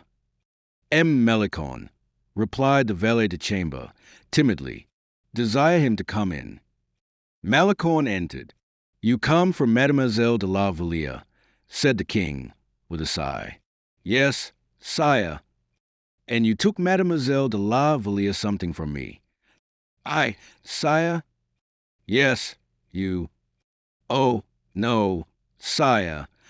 Mademoiselle de la Vallière says so, distinctly. Oh, sire, Mademoiselle de la Vallière is mistaken. The king frowned. What jest is this? He said. Explain yourself. Why does Mademoiselle de la Vallière call you my messenger? What did you take to that lady? Speak, monsieur, and quickly. Sire, I merely took Mademoiselle de la Vallière a pocket handkerchief. That was all. A handkerchief? What handkerchief? Sire, at the very moment when I had the misfortune to stumble against your majesty yesterday, a misfortune which I shall deplore to the last day of my life, especially after the dissatisfaction which you exhibited, I remained, sire, motionless with despair, your majesty being at too great a distance to hear my excuses, when I saw something white lying on the ground. Ah, said the king. I stooped down. It was a pocket handkerchief. For a moment I had an idea that when I stumbled against your majesty I must have been the cause of the handkerchief falling from your pocket. But as I felt it all over very respectfully, I perceived a cipher at one of the corners, and, on looking at it closely, I found that it was Mademoiselle de la Vallière's cipher. I presumed that on her way to Madame's apartment in the earlier part of the evening she had let her handkerchief fall, and I accordingly hastened to restore it to her as she was leaving. And that is all I gave to Mademoiselle de la Vallière, I entreat your majesty to believe. Melicorne's manner was so simple, so full of contrition, and marked with such extreme humility, that the king was greatly amused in listening to him. He was as pleased with him for what he had done as if he had rendered him the greatest service. This is the second fortunate meeting I have had with you, monsieur, he said. You may count upon my good intentions. The plain and sober truth was that Melicorne had picked the king's pocket of the handkerchief as dexterously as any of the pickpockets of the good city of Paris could have done. Madame never knew of this little incident, but Montalais gave La Vallière some idea of the manner in which it had really happened, and La Vallière afterwards told the king, who laughed exceedingly at it and pronounced Melicorne to be a first-rate politician. Louis XIV was right, and it is well known that he was tolerably well acquainted with human nature.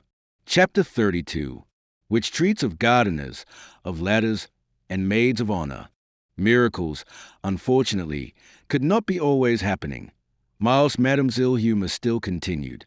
In a week's time, matters had reached such a point that the king could no longer look at La Vallière without a look full of suspicion crossing his own. Whenever a promenade was proposed, Madame, in order to avoid the recurrence of similar scenes to that of the thunderstorm or the royal oak, had a variety of indispositions ready prepared, and, thanks to them, she was unable to go out, and her maids of honor were obliged to remain indoors also. There was not the slightest chance of means of paying a nocturnal visit, for in this respect the king had, on the very first occasion, experienced a severe check which happened in the following manner. As at Fontainebleau, he had taken Saint Aignan with him one evening when he wished to pay La Vallière a visit, but he had found no one but Mademoiselle de Tonnay-Charente, who had begun to call out fire and thieves, in such a manner that a perfect legion of chambermaids, attendants, and pages ran to her assistance, so that Saint Aignan, who had remained behind in order to save the honor of his royal master, who had fled precipitately, was obliged to submit to a severe scolding from the Queen Mother, as well as from Madame herself. In addition, he had, the next morning, received 2 challenges from the de Mortemart family, and the king had been obliged to interfere. This mistake had been owing to the circumstance of Madame having suddenly ordered a change in the apartments of her maids of honor, and directed La Vallière and Montalais to sleep in her own cabinet.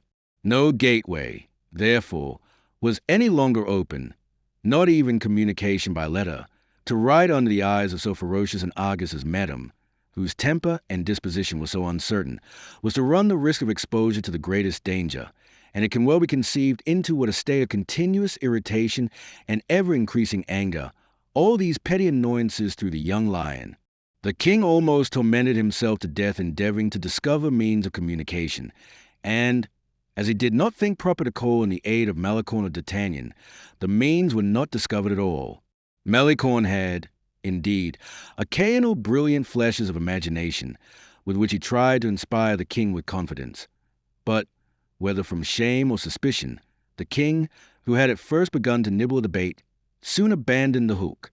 In this way, for instance, One evening, while the king was crossing the garden and looking up at Madame's windows, Malicorne stumbled over a ladder lying beside a border of box and said to Menicamp, then walking with him behind the king, "Did you not see that I just now stumbled against a ladder and was nearly thrown down?" "No," said Menicamp, as usual very absent-minded, "but it appears you did not fall." "That doesn't matter, but it is not on that account the less dangerous to leave ladders lying about in that manner. True, one might hurt oneself, especially when troubled with fits of absence of mind. I don't mean that. What I did mean was that it is dangerous to allow ladders to lie about so near the windows of the maids of honor." Louis started imperceptibly. "Why so?" inquired Menicamp. "Speak louder," whispered Malicorne, as he touched him with his arm. "Why so?" said Menicamp, louder. The king listened. "Because, for instance," said Malicorne, "a ladder 19 feet high is just the height of the cornice of those windows." Menicamp, instead of answering, was dreaming of something else. "Ask me, can't you, what windows I mean?" whispered Malicorne. "But what windows are you referring to?" said Menicamp, aloud. "The windows of Madame's apartments." "Hey! Oh, I don't say that anyone would ever venture to go up a ladder into Madame's room, but in Madame's cabinet, merely separated by a partition, sleep two exceedingly pretty girls, Mademoiselle de la Vallière and de Montalais." "By a partition?" said Menicamp. "Look, you see how brilliantly lighted Madame's apartments are. Well, do you see those two windows?" "Yes." "And that window close to the others, but more dimly lighted?" "Yes." "Well, that is the room of the maids of honor. Look, there's Mademoiselle de la Vallière opening the window. Ah! How many soft things could an enterprising lover say to her, if he only suspected that there was lying here a ladder 19 feet long, which would just reach the cornice? But she is not alone. You said Mademoiselle de Montalais is with her." "Mademoiselle de Montalais counts for nothing. She is her oldest friend and exceedingly devoted to her, a positive well, into which can be thrown all sorts of secrets one might wish to get rid of." The king did not lose a single syllable of this conversation. Malicorne even remarked that His Majesty slackened his pace in order to give him time to finish. So, when they arrived at the door, Louis dismissed everyone, with the exception of Malicorne, a circumstance which excited no surprise, for it was known that the king was in love, and they suspected he was going to compose some verses by moonlight, and, although there was no moon that evening, the king might, nevertheless, have some verses to compose. Everyone, therefore, took his leave, and, immediately afterwards, the king turned towards Malicorne, who respectfully waited until His Majesty should address him. "What were you saying, just now, about a letter, Monsieur Malicorne?" he asked. "Did I say anything about letters, sire?" said Malicorne, looking up, as if in search of words which had flown away. "Yes, of a letter 19 feet long." "Oh, yes, sire, I remember, but I spoke to M. Menicamp, and I should not have said a word had I known your Majesty was near enough to hear us." "And why would you not have said a word?" "Because I should not have liked to get the gardener into a scrape who left it there, poor fellow." "Don't make yourself uneasy on that account. What is this letter like?" "If your Majesty wishes to see it, nothing is easier, for there it is." "In that box hedge?" "Exactly." "Show it to me." Malicorne turned back and led the king up to the ladder, saying, "This is it, sire. Pull it this way a little." When Malicorne had brought the ladder onto the gravel walk, the king began to step its whole length. He said, "you say it is 19 feet long." "Yes, sire." 19 feet. That is rather long. I hardly believe it can be so long as that. You cannot judge very correctly with the ladder in that position. Sire, if it were upright, against a tree or wall, for instance, you would be better able to judge, because the comparison would assist you a good deal. "Oh, it does not matter, M. Malicorne, but I can hardly believe that the ladder is 19 feet high. I know how accurate your Majesty's glance is, and yet I would wager." The king shook his head. "There is one unanswerable means of verifying it," said Malicorne. "What is that?" "Everyone knows, sire, that the ground floor of the palace is 18 feet high." "True, that is very well known." "Well, sire, if I place the letter against the wall, we shall be able to ascertain." "True." Malicorne took up the letter like a feather and placed it upright against the wall. And, in order to try the experiment, he chose, or chance, perhaps, directed him to choose the very window of the cabinet where La Vallière was. The letter just reached the edge of the cornice, that is to say, the sill of the window, so that, by standing upon the last round but one of the ladder, a man of about the middle height, as the king was, for instance, could easily talk with those who might be in the room. Hardly had the letter been properly placed, when the king, dropping the assumed part he had been playing in the comedy, began to ascend the rounds of the ladder which Malicorne held at the bottom. But hardly had he completed half the distance when a patrol of Swiss guards appeared in the garden and advanced straight towards them. The king descended with the utmost precipitation and concealed himself among the trees. Malicorne at once perceived that he must offer himself as a sacrifice, for if he, too, were to conceal himself, the guard would search everywhere until they had found either himself or the king, perhaps both. It would be far better, therefore, that he alone should be discovered, and, consequently, Malicorne hid himself so clumsily that he was the only one arrested. As soon as he was arrested, Malicorne was taken to the guardhouse, and they declared who he was, and was immediately recognized. In the meantime, by concealing himself first behind one clump of trees and then behind another, the king reached the side door of his apartment, very much humiliated and still more disappointed. More than that, the noise made in arresting Malicorne had drawn La Vallière and Montalais to their window, and even Madame herself had appeared at her own, with a pair of wax candles, one in each hand, clamorously asking what was the matter. In the meantime, Malicorne sent for D'Artagnan, who did not lose a moment in hurrying to him. But it was in vain he attempted to make him understand his reasons, and in vain also that D'Artagnan did understand them. And, further, it was equally in vain that both their sharp and intuitive minds endeavored to give another turn to the adventure. There was no other resource left for Malicorne but to let it be supposed that he had wished to enter Mademoiselle de Montalais' apartment, as Saint Aignan had passed for having wished to force Mademoiselle de Tonnay-Charente's door.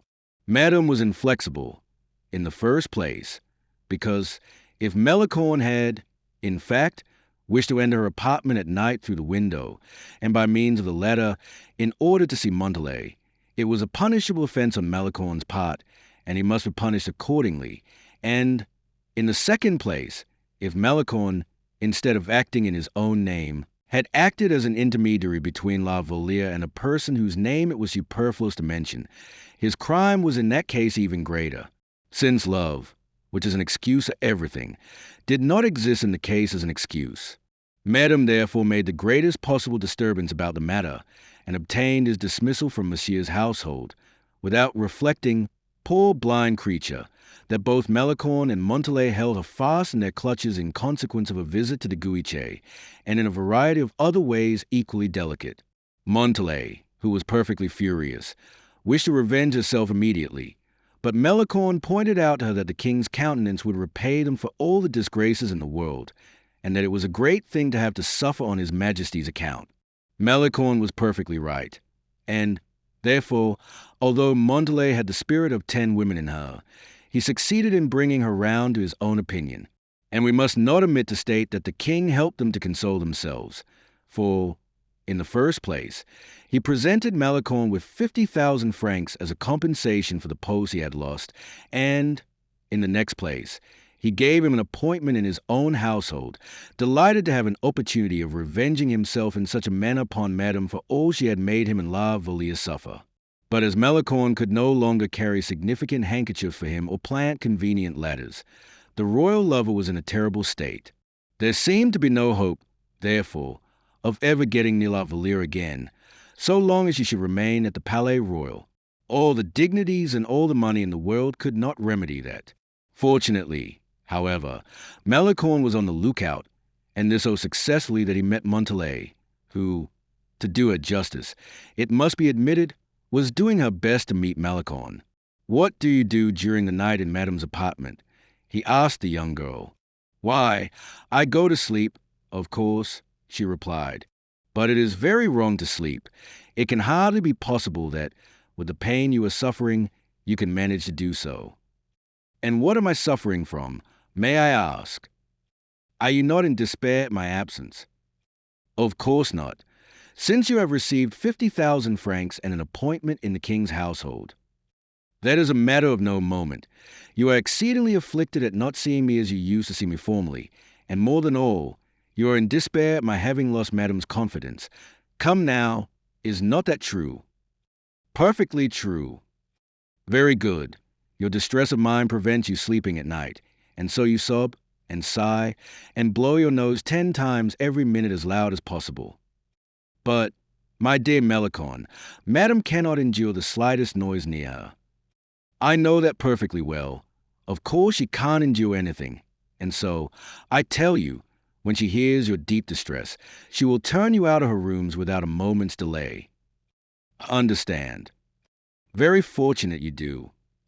Well, and what will happen next?" "The next thing that will happen will be that La Vallière, finding herself alone without you, will groan and utter such loud lamentations that she will exhibit despair enough for two. In that case, you will be put into another room, don't you see?" "Precisely so." "Yes, but which?" "Which?" "Yes, that will puzzle you to say, Mr. Inventor General." "Not at all. Whenever and whatever the room may be, it will always be preferable to Madame's own room." "That is true." "Very good. So begin your lamentations tonight." "I certainly will not fail to do so." "And give La Vallière a hint also." "Oh, don't fear her. She cries quite enough already to herself." "Very well. All she has to do is cry out loudly." And they separated. Chapter 33, which treats of carpentry operations and furnishes details upon the mode of constructing staircases. The advice which had been given to Montalais was communicated by her to La Vallière, who could not but acknowledge that it was by no means deficient in judgment, and who, after a certain amount of resistance, rising rather from timidity than indifference to the project, resolved to put it into execution. The story of the two girls weeping and filling Madame's bedroom with the noisiest lamentations was Malicorne's chef d'oeuvre. As nothing is so probable as improbability, so natural as romance, this kind of Arabian Nights story succeeded perfectly with Madame. The first thing she did was to send Montalais away, and then, 3 days, or rather 3 nights afterwards, she had La Vallière removed. She gave the latter one of the small rooms on the top story, situated immediately over the apartments allotted to the gentlemen of Monsieur's suite. 1 story only, that is to say, a mere flooring separated the maids of honor from the officers and gentlemen of her husband's household. A private staircase, which was placed under Madame de Nivelles' surveillance, was the only means of communication. For greater safety, Madame de Nivelles, who had heard of His Majesty's previous attempts, had the windows of the rooms and the openings of the chimneys carefully barred. There was, therefore, every possible security provided for Mademoiselle de la Vallière, whose room now bore more resemblance to a cage than to anything else. When Mademoiselle de la Vallière was in her own room, and she was there very frequently, for Madame scarcely ever had any occasion for her services, since she once knew she was safe under Madame de Nivelles' inspection, Mademoiselle de la Vallière had no better means of amusing herself than looking through the bars of her windows. It happened, therefore, that one morning, as she was looking out as usual, she perceived Malicorne at one of the windows exactly opposite to her own. He held a carpenter's rule in his hand, was surveying the buildings, and seemed to be adding up some figures on paper. La Vallière recognized Malicorne and nodded to him. Malicorne, in his turn, replied by a formal bow, and disappeared from the window. She was surprised at this marked coolness, so different from his usual unfailing good humor, but she remembered that he had lost his appointment on her account, and that he could hardly be very amiably disposed towards her, since, in all probability, she would never be in a position to make him any recompense for what he had lost. She knew how to forgive offenses, and with still more readiness could she sympathize with misfortune. La Vallière would have asked Montalais her opinion, if she had been within hearing, but she was absent, it being the hour she commonly devoted to her own correspondence. Suddenly La Vallière observed something thrown from the window where Malicorne had been standing, pass across the open space which separated the iron bars, and roll upon the floor. She advanced with no little curiosity towards this object, and picked it up. It was a wooden reel for silk, only, in this instance, instead of silk, a piece of paper was rolled round it. La Vallière unrolled it, and read as follows. Mademoiselle, I am exceedingly anxious to learn two things. The first is to know if the flooring of your apartment is wood or brick. The second, to ascertain at what distance your bed is placed from a window. Forgive my importunity, and will you be good enough to send me an answer by the same way you received this letter, that is to say, by means of the silk window, only, instead of throwing into my room, as I have thrown it into yours, which will be too difficult for you to attempt, have the goodness merely to let it fall. Believe me, Mademoiselle, your most humble, most respectful servant, Malicorne. Write the reply, if you please, upon the letter itself. Ah, poor fellow, exclaimed La Vallière. He must have gone out of his mind, and she directed towards a correspondent, of whom she caught but a faint glimpse, in consequence of the darkness of the room, a look full of compassionate consideration. Malicorne understood her, and shook his head, as if he meant to say, No, no, I am not out of my mind. Be quite satisfied. She smiled, as if still in doubt. No, no, he signified by a gesture, my head is right, and pointed to his head. Then, after moving his hand like a man who writes very rapidly, he put his hands together as if entreating her to write. La Vallière, even if he were mad, saw no impropriety in doing what Malicorne requested her. She took a pencil and wrote wood, and then walked slowly from a window to her bed, and wrote 6 paces, and having done this, she looked out again at Malicorne, who bowed to her, signifying that he was about to descend. La Vallière understood that it was to pick up the silk window. She approached the window, and, in accordance with Malicorne's instructions, let it fall. The window was still rolling along the flagstones as Malicorne started after it, overtook and picked it up, and beginning to peel it as a monkey would do with a nut, he ran straight towards M. de Saint-Aignan apartment. Saint-Aignan had chosen, or rather solicited, that his rooms might be as near the king as possible, as certain plants seek the sun's rays in order to develop themselves more luxuriantly. His apartment consisted of 2 rooms, in that portion of the palace occupied by Louis XIV. Himself, M. de Saint-Aignan, was very proud of this proximity, which afforded easy access to his majesty, and, more than that, the favor of occasional unexpected meetings. At the moment we are now referring to, he was engaged in having both his rooms magnificently carpeted, with expectation of receiving the honor of frequent visits from the king, for his majesty, since his passion for La Vallière, had chosen Saint-Aignan as his confidant, and could not, in fact, do without him either night or day. Malicorne introduced himself to the comte, and met with no difficulties, because he had been favorably noticed by the king, and also because the credit which one man may happen to enjoy is always a bait for others. Saint-Aignan asked his visitor if he brought any news with him. Yes, great news, replied the latter. Ah, said Saint-Aignan. What is it?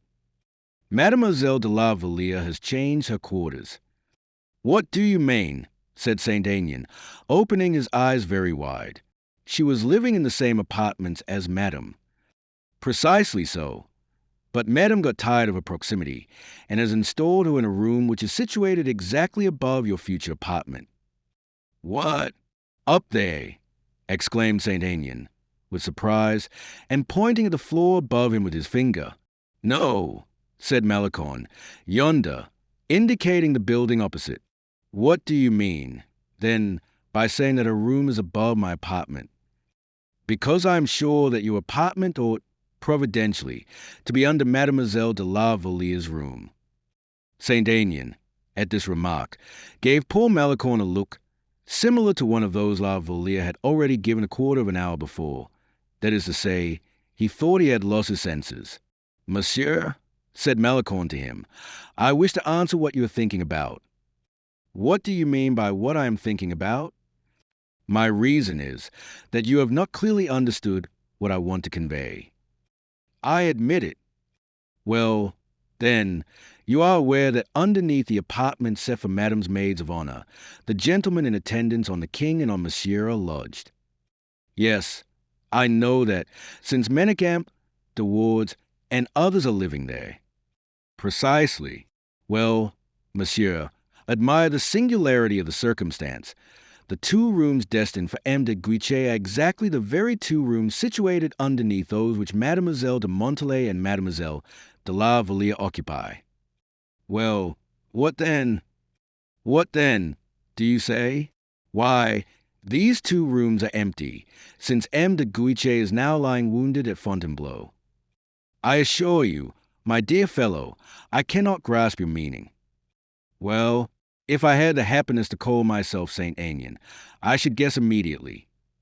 And what would you do then? I should at once change the rooms I'm occupying here, for those which M. de Guiche is not using yonder.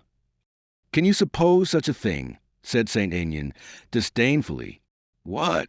Abandon the chief post of honor, the proximity to the king, a privilege conceded only to princes of the blood, to dukes and peers.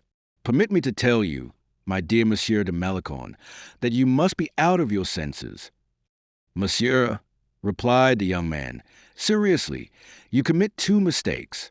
My name is Malicorne, simply, and I am in perfect possession of all my senses. Then, drawing a paper from his pocket, he said, listen to what I'm going to say, and afterwards I will show you this paper. I am listening, said Saint Aignan. You know that Madame looks after La Vallière as carefully as Argus did after the nymph Io. I do. You know that the king has sought for an opportunity, but uselessly, of speaking to the prisoner, and that neither you nor myself have yet succeeded in procuring him this piece of good fortune. You certainly ought to know something about the subject, my poor Malicorne, said Saint Aignan, smiling. Very good. What do you suppose would happen to the man whose imagination devised some means of bringing the lovers together? Oh, the king would set no bounds to his gratitude. Let me ask you, then, M. de Saint Aignan, whether you would not be curious to taste a little of this royal gratitude. Certainly, replied Saint Aignan. Any favor of my master, as a recognition of the proper discharge of my duty, would assuredly be most precious. In that case, look at this paper, Monsieur le Comte. What is it? A plan? Yes, a plan of M. de Guiche's 2 rooms, which, in all probability, will soon be your 2 rooms. Oh, no, whatever may happen. Why so? Because my rooms are the envy of too many gentlemen, to whom I certainly shall not give them up, M. de Roquelaure, for instance, M. de La Ferde, and M. de Dengo, would all be anxious to get them. In that case I shall leave you, Monsieur le Comte, and I shall go and offer to one of those gentlemen the plan I have just shown you, together with the advantages annexed to it. But why do you not keep them for yourself? Inquired Saint Aignan, suspiciously. Because the king would never do me the honor of paying me a visit openly, whilst he would readily go and see any one of those gentlemen. What? The king would go and see any one of those gentlemen. Go! Most certainly he would 10 times instead of once. Is it possible you can ask me if the king would go to an apartment which would bring him nearer to Mademoiselle de la Vallière? Yes, indeed, delightfully near her, with a floor between them. Malicorne unfolded the piece of paper which had been wrapped round the bobbin. Monsieur le Comte, he said, have the goodness to observe that the flooring of Mademoiselle de la Vallière's room is merely a wooden flooring. Well, all you would have to do would be to get hold of a journeyman carpenter, lock him up in your apartments, without letting him know where you have taken him to, and let him make a hole in your ceiling, and consequently in the flooring of Mademoiselle de la Vallière's room. Good heavens! Exclaimed Saint Aignan, as if dazzled. What is the matter? Said Malicorne. Nothing, except that you have hit upon a singular, bold idea, monsieur. It will seem a very trifling one to the king, I assure you. Lovers never think of the risk they run. What danger do you apprehend, Monsieur le Comte? Why, effecting such an opening as that will make a terrible noise. It could be heard all over the palace. Oh, Monsieur le Comte, I am quite sure that the carpenter I shall select will not make the slightest noise in the world. He will saw an opening 3 feet square, with a saw covered with tow, and no one, not even those adjoining, will know that he is at work. My dear Monsieur Melicorne, you astound, you positively bewilder me. To continue, replied Malicorne, quietly, in the room, the ceiling of which you will have cut through, you will put up a staircase, which will either allow Mademoiselle de la Vallière to descend into your room, or the king to ascend into Mademoiselle de la Valliere's room. But the staircase will be seen. No, for in your room it will be hidden by a partition, over which you will throw a tapestry similar to that which covers the rest of the apartment, and in Mademoiselle de la Valliere's room it will not be seen, for the trapdoor, which will be a part of the flooring itself, will be made to open under the bed. Of course, said Saint Aignan, whose eyes began to sparkle with delight. And now, Monsieur le Comte, there is no occasion to make you admit that the king will frequently come to the room where such a staircase is constructed.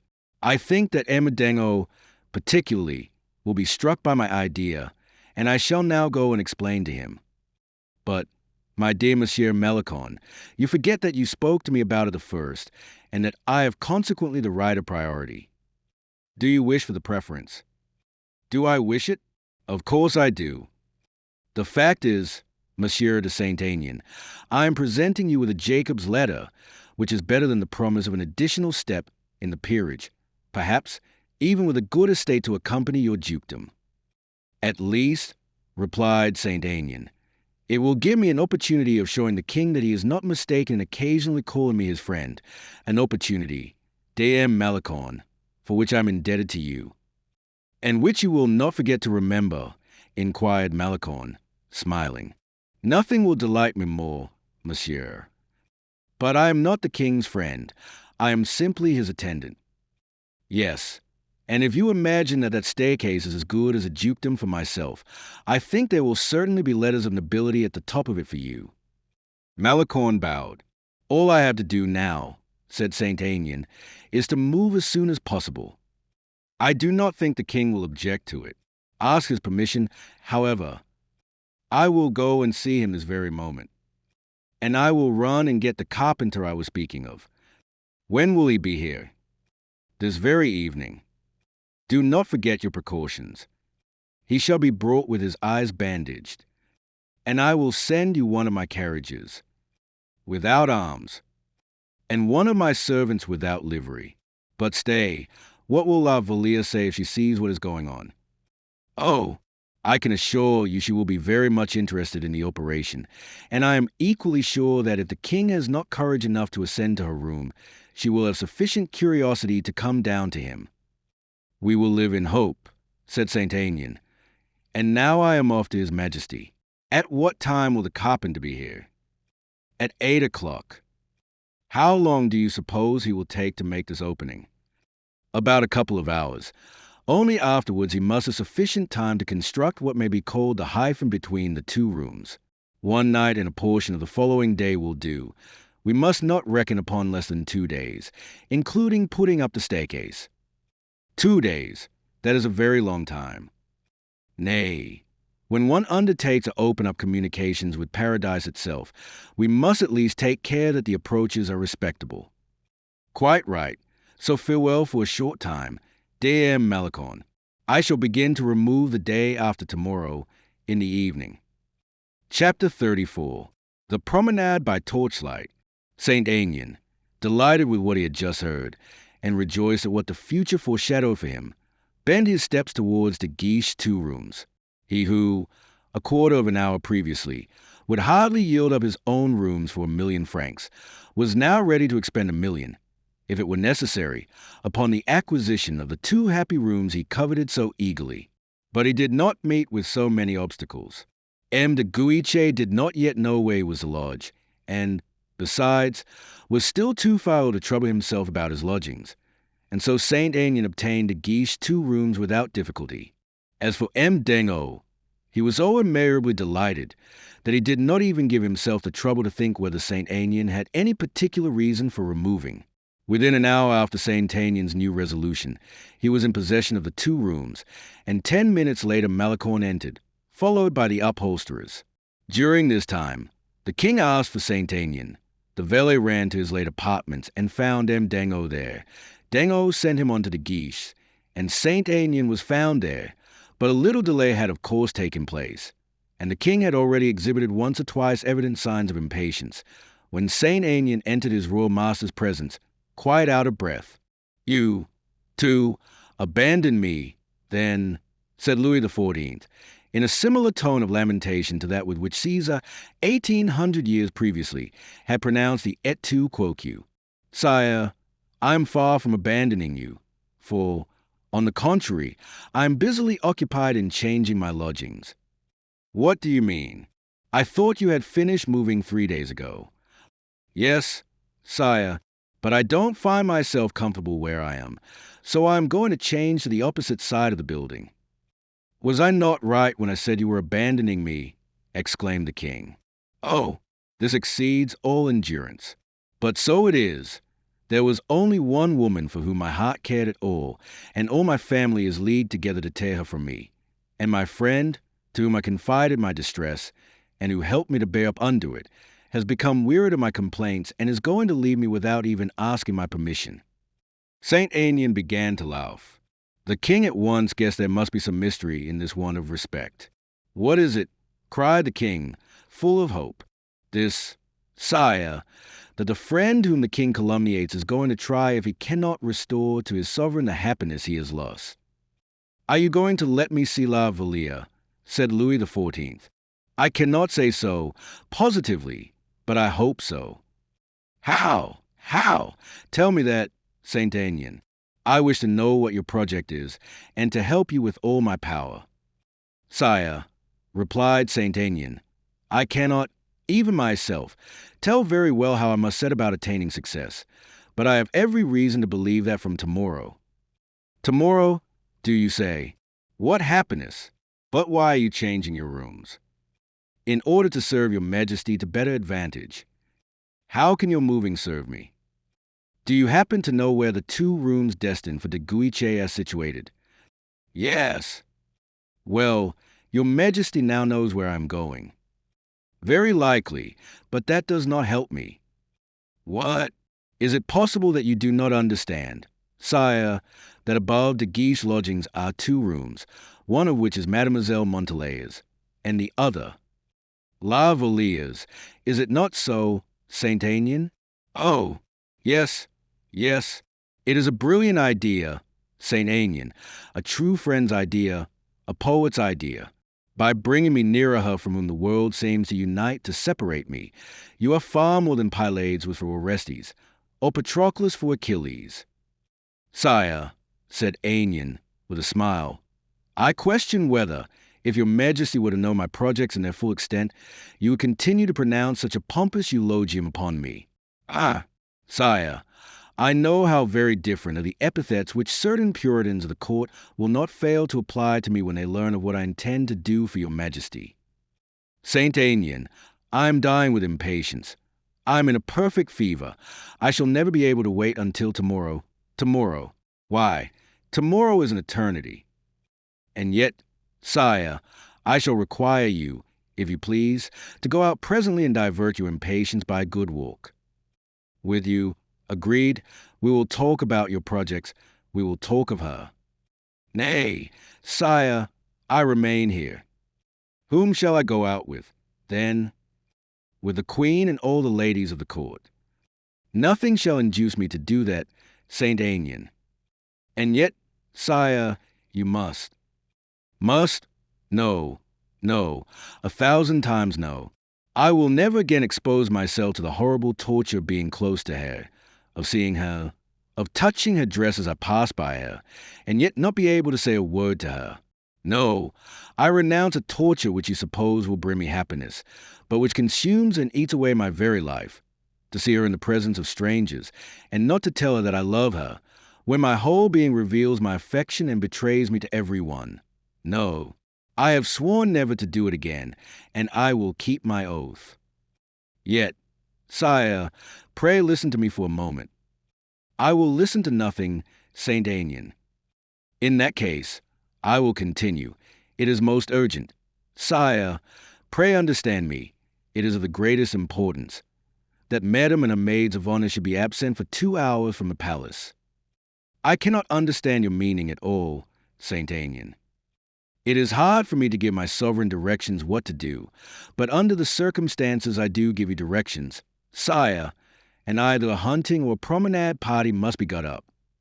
But if I were to do what you wish, it would be a caprice, a mere whim. In displaying such an impatient humor, I show my whole court that I have no control over my own feelings. Do not people already say that I am dreaming of the conquest of the world, but that I ought previously to begin by achieving a conquest over myself? Those who say so, sire, as insolent as they would like to be thought facetious. But whomever they may be, if your majesty prefers to listen to them, I have nothing further to say. In such a case, that which we have fixed to take place tomorrow must be postponed indefinitely. Nay, Saint Aignan, I will go out this evening. I will go by torchlight to Saint-Germain. I will breakfast there tomorrow, and will return to Paris by 3 o'clock. Will that do? Admirably. In that case, I will set out this evening at 8 o'clock. Your Majesty has fixed upon the exact minute, and you positively will tell me nothing more. It is because I have nothing more to tell you. Industry counts for something in this world, sire, but still, chance plays so important a part in it that I have been accustomed to leave her the sidewalk, confident that she will manage so as to always take the street. Well, I abandon myself entirely to you. And you are quite right. Comforted in this manner, the king went immediately to Madame, to whom he announced the intended expedition. Madame fancied at the first moment that she saw in this unexpectedly arranged party a plot of the king's to converse with La Vallière, either on the road under cover of the darkness, or in some other way. But she took especial care not to show any of her fancies to her brother-in-law, and accepted the invitation with a smile upon her lips.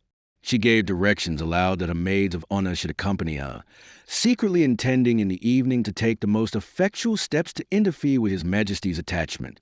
Then, when she was alone, and at the very moment the poor lover, who had issued orders for the departure, was reveling in the idea that Mademoiselle de la Vallière would form one of the party, luxuriating in the sad happiness persecuted lovers enjoy of realizing through the sense of sight alone all the transports of possession, Madame, who was surrounded by her maids of honor, was saying, 2 ladies will be enough for me this evening, Mademoiselle de Tinchorente and Mademoiselle de Montalais.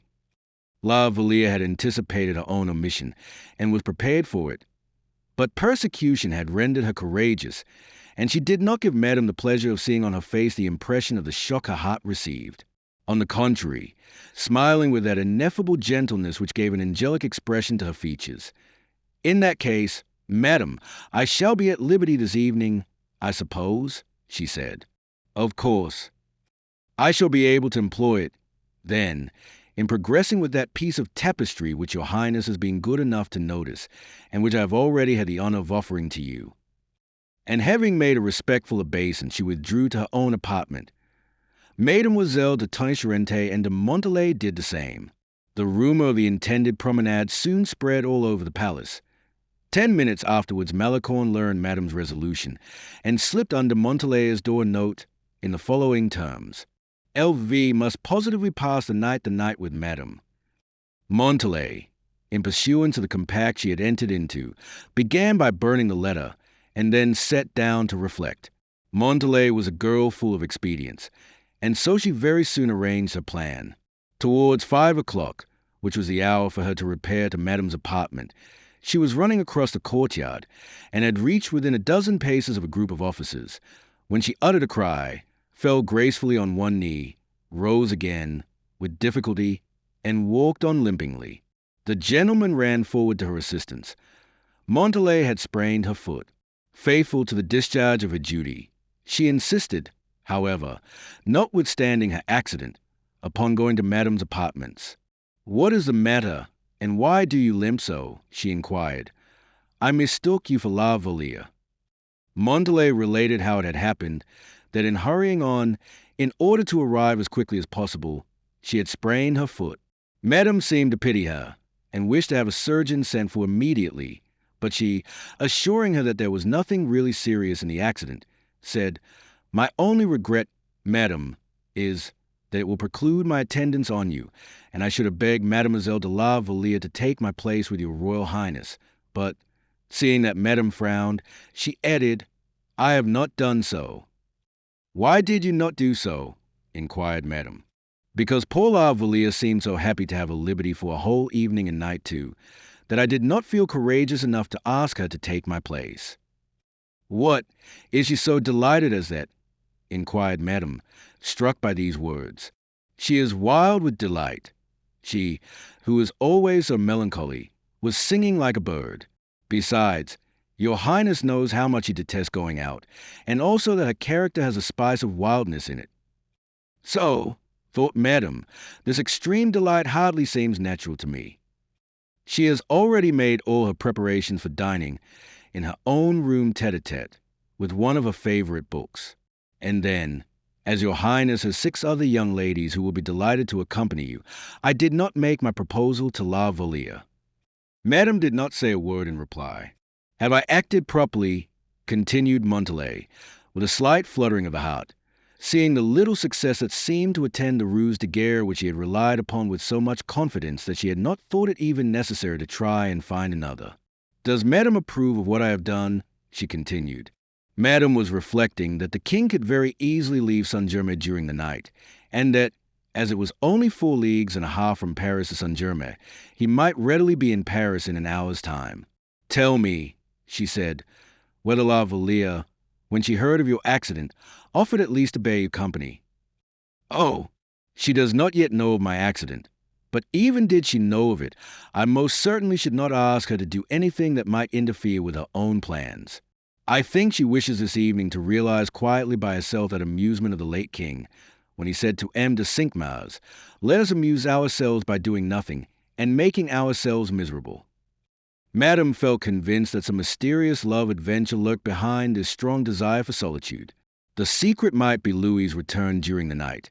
It could not be doubted any longer La Vallière had been informed of his intended return, and that was the reason for her delight at having to remain behind at the Palais Royal. It was a plan settled and arranged beforehand. "I will not be their dupe, though," said Madame, and she took a decisive step.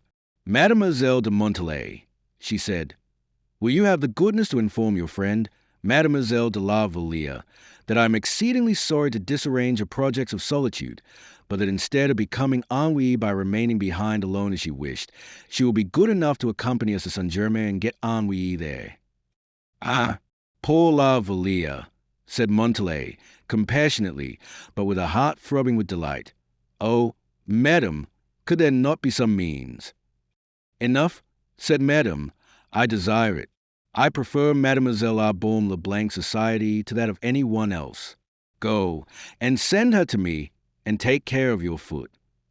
Montalais did not wait for the order to be repeated.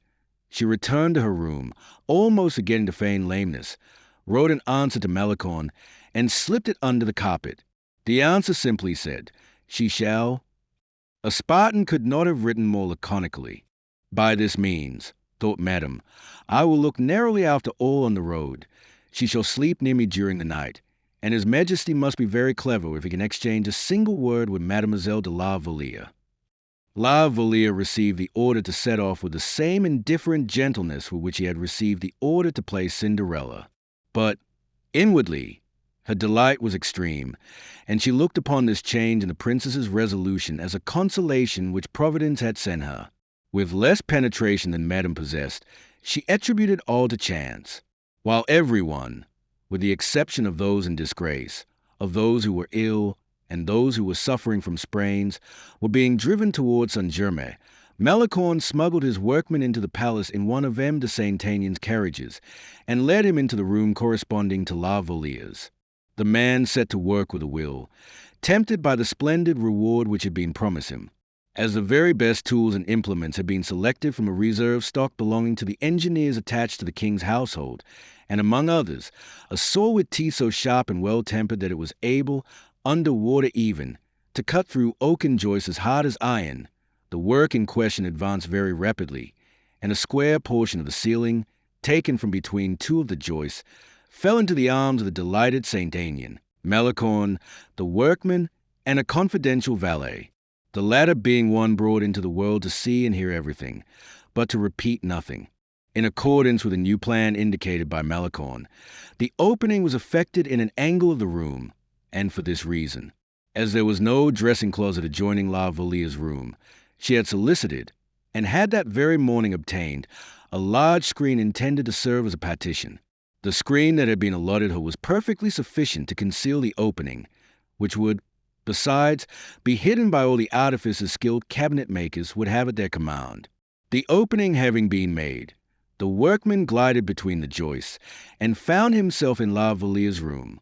He cut a square opening in the flooring, and out of the boards he manufactured a trap so accurately fitting into the opening that the most practiced eye could hardly detect the necessary interstices made by its lines of juncture with the floor. Malicorne had provided for everything. A ring and a couple of hinges, which had been bought for the purpose, were affixed to the trapdoor, and a small circular staircase, packed in sections, had been bought ready-made by the industrious Malicorne, who had paid 2,000 francs for it. It was higher than what was required, but the carpenter reduced the number of steps, and it was found to suit exactly. This staircase, destined to receive so illustrious a burden, was merely fastened to the wall by a couple of iron clamps, and its base was fixed into the floor of the comte's room by 2 iron pegs screwed down tightly, so that the king, and all his cabinet councillors too, might pass up and down the staircase without any fear. Every blow of the hammer fell upon a thick pad or cushion, and the saw was not used until the handle had been wrapped in wool and the blade steeped in oil. The noisiest part of the work, moreover, had taken place during the night and early in the morning, that is to say, when La Vallière and Madame were both absent. When, about 2 o'clock in the afternoon, the court returned to the Palais Royal, La Vallière went up into her own room. Everything was in its proper place. Not the smallest particle of sawdust, not the smallest chip, was left to bear witness to the violation of her domicile. Saint Aignan, however, wishing to do his utmost in forwarding the work, had torn his fingers and his shirt too, and had expended no ordinary amount of perspiration in the king's service. The palms of his hands were covered with blisters, occasioned by his having held a letter from Malicorne. He had, moreover, brought up, one by one, the 7 pieces of the staircase, each consisting of 2 steps. In fact, we can safely assert that, if the king had seen him so ardently at work, his majesty would have sworn an eternal gratitude towards his faithful attendant. As Malicorne anticipated, the workman had completely finished the job in 24 hours. He received 24 louis, and left overwhelmed with delight, for he had gained in one day as much as 6 months' hard work would have procured him. No one had the slightest suspicion of what had taken place in the room under Mademoiselle de La Valliere's apartment. But in the evening of the second day, at the very moment La Vallière had just left Madame's circle and returned to her own room, she heard a slight creaking sound in one corner. Astonished, she looked to see whence it proceeded, and the noise began again. "Who is there?" she said, in a tone of alarm. "It is I, Louise," replied the well-known voice of the king. You?" cried the young girl, who for a moment fancied herself under the influence of a dream. "But you, sire?" "Hey," replied the king, opening one of the folds of the screen, and appearing like a ghost at the end of the room. La Vallière uttered a loud cry, and fell trembling into an armchair, as the king advanced respectfully towards her. Chapter 35. The Apparition. La Vallière very soon recovered from her surprise, for, owing to his respectful bearing, the king inspired her with more confidence by his presence than his sudden appearance had deprived her of. But, as he noticed that which made La Vallière most uneasy was the means by which he had effected an entrance into a room, he explained to her the system of the staircase concealed by the screen, and strongly disavowed the notion of his being a supernatural appearance. "Oh, sire," said La Vallière, shaking her fair head with a most engaging smile, "present or absent, you do not appear to my mind more at one time than at another." "Which means, Louise." "Oh, what you know so well," sire, that there is not one moment in which the poor girl whose secret you surprised at Fontainebleau, and whom you came to snatch from the foot of the cross itself, does not think of you. Louise, you overwhelm me with joy and happiness. La Vallière smiled mournfully and continued, But, sire, have you reflected that your ingenious invention could not be of the slightest service to us? Why so? Tell me. I'm waiting most anxiously. Because this room may be subject to being searched at any moment of the day. Madame herself may, at any time, come here accidentally. My companions run in at any moment they please. To fasten the door on the inside is to denounce myself as plainly as if I had written above. No admittance. The king is within. Even now, sire, at this very moment, there is nothing to prevent the door opening and your majesty being seen here. In that case, said the king, laughingly, I should indeed be taken for a phantom, for no one can tell in what way I came here. Besides, it is only spirits that can pass through brick walls or floors and ceilings. Oh, sire, reflect for a moment how terrible the scandal would be. Nothing equal to it could ever have been previously said about the maids of honor, poor creatures, whom evil report, however, hardly ever spays. And your conclusion from all this, my dear Louise, come, explain yourself. Alas, it is a hard thing to say, but your majesty must suppress staircase plots, surprises, and all, for the evil consequences which would result from your being found here would be far greater than our happiness in seeing each other. Well, Louise, replied the king, tenderly, instead of removing this staircase by which I have ascended, there is a far more simple means, of which you have not thought. A means, another means. Yes, another. Oh, you do not love me as I love you, Louise, since my invention is quicker than yours. She looked at the king, who held out his hand to her, which she took and gently pressed between her own. You were saying, continued the king, that I shall be detected coming here, where anyone who pleases can enter. Stay, sire, at this very moment, even while you are speaking about it, I tremble with dread of your being discovered. But you would not be found out, Louise, if you were to descend the staircase which leads to the room underneath. Oh, sire, what do you say? Cried Louise, in alarm. You do not quite understand me, Louise, since you get offended at my very first word. First of all, do you know to whom the apartments underneath belong? To M. de Guiche, sire, I believe. Not at all. They are M. de Saint-Aignan's. Are you sure? Cried La Vallière, and this exclamation which escaped from the young girl's joyous heart made the king's heart throb with delight. Yes, to Saint-Aignan, our friend, he said. But, sire, returned La Vallière, I cannot visit M. de Saint-Aignan's rooms any more than I could M. de Guiche's. It is impossible. And yet, Louise, I should have thought that, under the safe conduct of the king, you would venture anything. Under the safe conduct of the king, she said, with a look full of tenderness. You have faith in my word, I hope, Louise. Yes, sire, when you are not present, but when you are present, when you speak to me, when I look upon you, I have faith in nothing. What can possibly be done to reassure you? It is scarcely respectful, I know, to doubt the king, but, for me, you are not the king.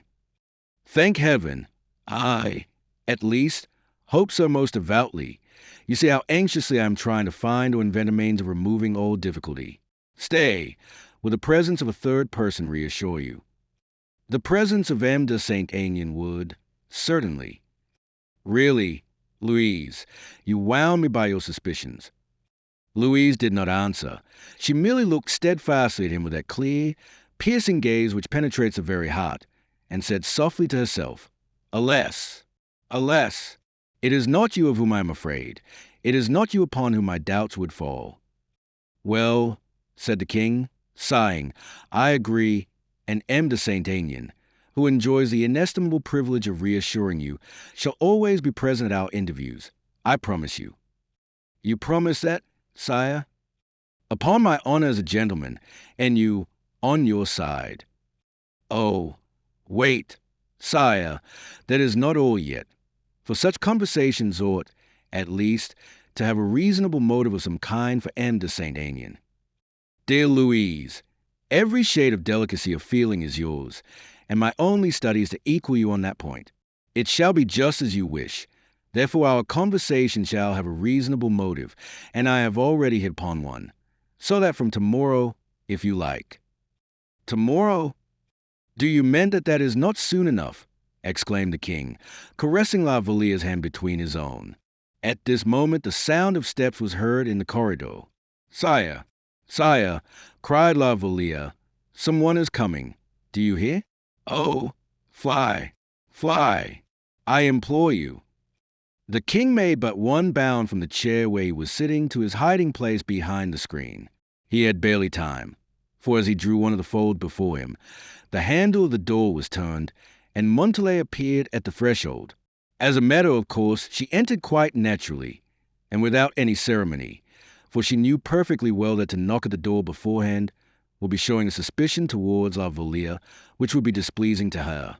She accordingly entered, and after a rapid glance round the room, in the brief course of which she observed two chairs very close to each other, she was so long in shutting the door, which seemed to be difficult to close, one can hardly tell how or why, that the king had ample time to raise a trapdoor and to descend again to Saint Aignan's room.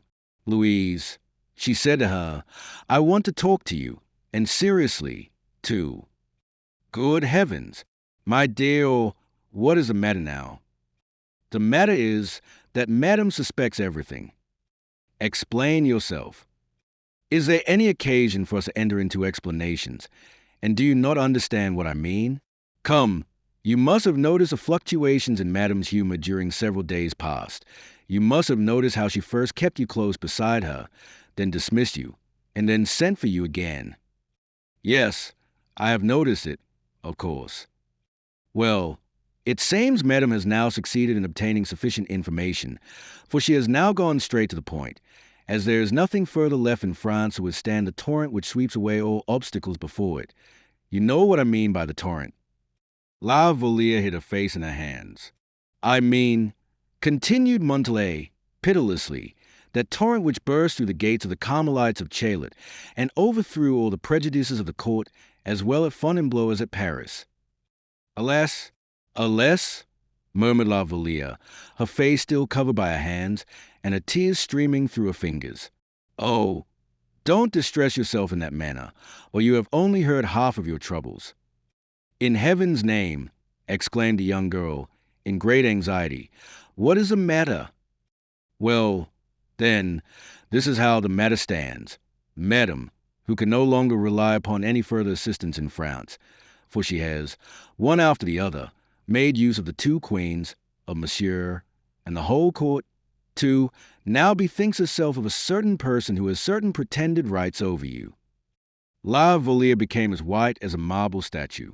This person, continued Madame, is not in Paris at this moment, but, if I am not mistaken, is, just now, in England. Yes, yes, breathed La Vallière, almost overwhelmed with terror, and is to be found, I think, at the court of Charles II. Am I right? Yes. Well, this evening a letter has been dispatched by Madame to St. James's, with directions for the courier to go straight to Hampton Court, which I believe is one of the royal residences, situated about a dozen miles from London. Yes, well, as Madame writes regularly to London once a fortnight, and as the ordinary courier left for London not more than 3 days ago, I have been thinking that some serious circumstance alone could have induced her to write again so soon, for you know she is a very indolent correspondent. Yes. This letter has been written, therefore, something tells me so, at least, on your account. On my account, repeated the unhappy girl, mechanically, and I, who saw the letter lying on Madame's desk before she sealed it, fancied I could read. What did you fancy you could read? I might possibly have been mistaken, though. Tell me, what was it? The name of Bragelonne. La Vallière rose hurriedly from a chair, a prey to the most painful agitation. Montalais, she said, her voice broken by sobs. All my smiling dreams of youth and innocence have fled already. I have nothing now to conceal, either from you or anyone else. My life is exposed to everyone's inspection, and can be open like a book, in which all the world can read, from the king himself to the first passerby. Oh, dearest, oh, what can I do? What will become of me? Montalais approached close to her, and said, Consult your own heart, of course.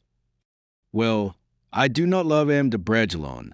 When I say I do not love him, understand that I love him as the most affectionate sister could love the best of brothers. But that is not what he requires, nor what I promised him. In fact, you love the king, said Montalais, and that is a sufficiently good excuse.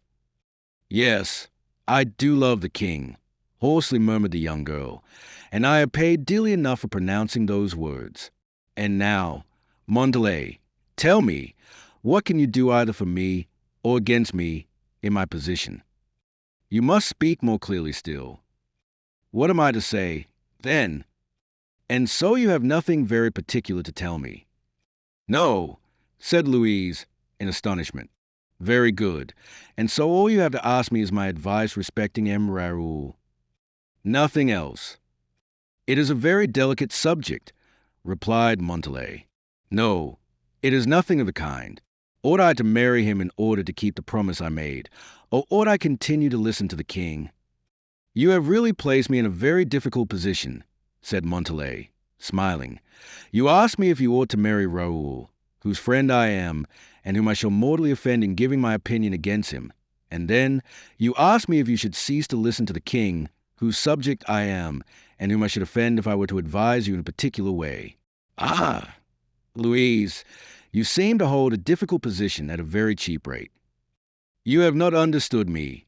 Oh, said La Vallière, wounded by the slightly mocking tone of her companion. If I were to marry M. de Bragelonne, I should be far from bestowing on him the happiness he deserves. But, for the same reason, if I listened to the king, he would become the possessor of one indifferent in very many aspects, I admit, but one whom his affection confers an appearance of value. What I ask you, then, is to tell me some means of disengaging myself honorably either from the one or from the other.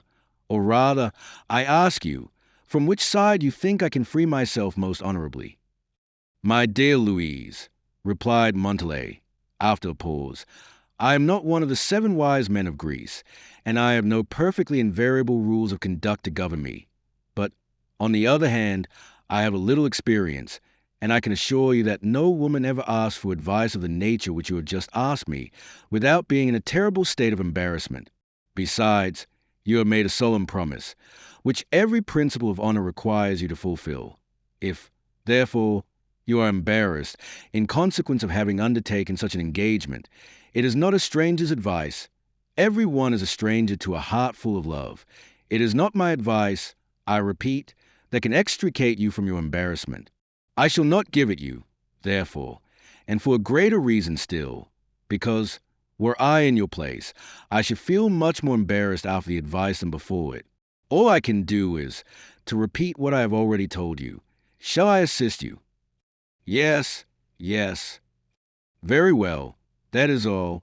Tell me in what way you wish me to help you. Tell me for and against whom. In this way we shall not make any blunders. But first of all, said La Vallière, pressing her companion's hand, for whom or against whom do you decide? For you, if you are really and truly my friend. Are you not Madame's confidant? A greater reason for being of service to you. If I were not to know what is going on in that direction, I should not be of any service at all, and consequently you would not obtain any advantage from my acquaintance. Friendships live and thrive upon a system of reciprocal benefits. The result is, then, that you will remain at the same time Madame's friend also. Evidently. Do you complain of that? I hardly know, sighed La Vallière, thoughtfully, for the cynical frankness appeared to her an offense both to the woman and the friend. All well and good, then, said Montalais, for if you did, you would be very foolish. You wish to serve me, then, devotedly, if you will serve me in return. One would almost say that you do not know my heart, said La Vallière, looking at Montalais with her eyes wide open. Why, the fact is that since we have belonged to the court, my dear Louise, we are very much changed. In what way? It is very simple. We the second queen of France yonder, at Bois. La Vallière hung down her head and began to weep. Montalais looked at her in an indefinable manner and murmured, "Poor girl," and then, adding, "Poor king," she kissed Louise on the forehead and returned to her apartment, where Malicorne was waiting for her. Chapter 36. The Portrait. In that malady which is termed love, the paroxysms succeed each other at intervals, ever accelerating from the moment the disease declares itself. By and by, the paroxysms are less frequent, in proportion as the cure approaches, this being laid down as a general axiom, and as the leading article of a particular chapter. We will now proceed with our recital. The next day, the day fixed by the king for the first conversation in Saint Aignan's room, La Vallière, on opening one of the folds of the screen, found upon the floor a letter in the king's handwriting. The letter had been passed through a slit in the floor from the lower apartment to her own. No indiscreet hand or curious gaze could have brought or did bring this single paper. This, too, was one of Malicorne's ideas. Having seen how very serviceable Saint Aignan would become to the king on account of his apartment, he did not wish that the courtier should become still more indispensable as a messenger, and so he had, on his own private account, reserved this last post for himself. La Vallière most eagerly read the letter, which fixed 2 o'clock that same afternoon for the rendezvous, and which indicated the way of raising the trapdoor which was constructed out of the flooring. "Make yourself look as beautiful as you can," added the postscript of the letter, words which astonished the young girl, but at the same time reassured her. The hours passed away very slowly, but the time fixed, however, arrived at last, as punctual as the priestess hero. Louise lifted up the trapdoor at the last stroke of the hour of 2, and found the king on the steps, waiting for her with the greatest respect, in order to get her his hand to descend. The delicacy and deference shown in this attention affected her very powerfully. At the foot of the staircase, the 2 lovers found the comte, who, with a smile and a low reverence distinguished by the best taste, expressed his thanks to La Vallière for the honor she conferred upon him. Then, turning towards the king, he said, "Sire, our man is here." La Vallière looked at the king with some uneasiness. "Mademoiselle," said the king, "if I have begged you to do me the honor of coming down here, it was from an interested motive. I have procured a most admirable portrait painter, who is celebrated for the fidelity of his likenesses, and I wish you to be kind enough to authorize him to paint yours. Besides, if you positively wish it, the portrait shall remain in your own possession." La Vallière blushed. "You see," said the king to her, "we shall not be 3 as you wished, but 4 instead. And, so long as we are not alone, there can be as many present as you please." La Vallière gently pressed her royal lover's hand. "Shall we pass into the next room?" "Sire," said Saint Aignan, opening the door to let his guest precede him. The king walked behind La Vallière, and fixed his eyes lingeringly and passionately upon that neck as white as snow, upon which her long fair ringlets fell in heavy masses. La Vallière was dressed in a thick silk robe of pearl gray color, with a tinge of rose, with jet ornaments, which displayed to great effect the dazzling purity of her skin, holding in her slender and transparent hands a bouquet of heartsease, Bengal roses, and clematis, surrounded with leaves of the tenderest green, above which uprose, like a tiny goblet spilling magic influence, a Harlem tulip of gray and violet tints of a pure and beautiful species, which had cost the gardener 5 years, toil of combinations, and the king 5,000 francs. Louis had placed this bouquet in La Vallière's hand as he saluted her.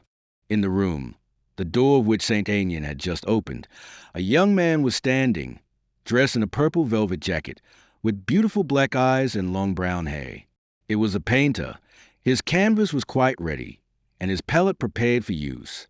He bowed to La Vallière with the grave curiosity of an artist who is studying his model, saluted the king discreetly, as if he did not recognize him, and as he would, consequently, have saluted any other gentleman.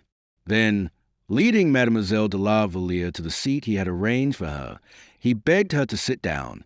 The young girl assumed an attitude graceful and unrestrained, her hands occupied and her limbs reclining on cushions. And in order that her gaze might not assume a vague or affected expression, the painter begged her to choose some kind of occupation, so as to engage her attention, whereupon Louis XIV, smiling, sat down on the cushions at La Valliere's feet, so that she, in the reclining posture she had assumed, leaning back in the armchair, holding her flowers in her hand, and he, with his eyes raised towards her and fixed devouringly on her face, they, both together, formed so charming a group that the artist contemplated painting it with professional delight, while on his side, Saint Aignan regarded them with feelings of envy. The painter sketched rapidly, and very soon, beneath the earliest touches of the brush, there started into life, out of the gray background, the gentle, poetry-breathing face, with its soft, calm eyes and delicately tinted cheeks, and framed in the masses of hair which fell about her neck. The lovers, however, spoke but little, and looked at each other a great deal. Sometimes their eyes became so languishing in their gaze that the painter was obliged to interrupt his work in order to avoid representing an Erycina instead of La Vallière. It was on such occasions that Saint Aignan came to the rescue and recited verses, or repeated one of those little tales such as Patru related and Tallemant Desraux wrote so cleverly. Or it might be that La Vallière was fatigued, and the sitting was, therefore, suspended for a while, and immediately a tray of precious porcelain laden with the most beautiful fruits which could be obtained, and rich wines distilling their bright colors in silver goblets, beautifully chased, served as accessories to the picture of which the painter could but retrace the most ephemeral resemblance. Louis was intoxicated with love, La Vallière with happiness, Saint Aignan with ambition, and the painter was storing up recollections for his old age. 2 hours passed away in this manner, and 4 o'clock having struck, La Vallière rose, and made a sign to the king. Louis also rose, approached the picture, and addressed a few flattering remarks to the painter. Saint Aignan also praised the picture, which, as he pretended, was already beginning to assume an accurate resemblance. La Vallière, in her turn, blushingly thanked the painter and passed into the next room, where the king followed her, after having previously summoned Saint Aignan. "Will you not come tomorrow?" he said to La Vallière. "Oh, sire, pray think that someone will be sure to come to my room, and will not find me there." "Well, what will become of me in that case?" "You are very apprehensive, Louise. But at all events, suppose Madame were to send for me." "Oh," replied the king, "will the day never come when you yourself will tell me to brave everything so that I may not have to leave you again?" "On that day, sire, I shall be quite out of my mind, and you must not believe me." "Tomorrow, Louise." La Vallière sighed, but, without the courage to oppose her royal lover's wish, she repeated, "Tomorrow, then, since you desire it, sire," and with these words she ran lightly up the stairs, and disappeared from her lover's gaze. "Well, sire," inquired Saint Aignan, when she had left. "Well, Saint Aignan, yesterday I thought myself the happiest of men." "And does your majesty, then, regard yourself today," said the comte, smiling, "as the unhappiest of men?"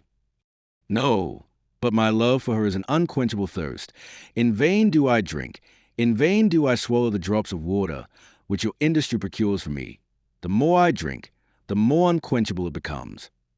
"Sire, that is in some degree your own fault, and your majesty alone has made the position such as it is."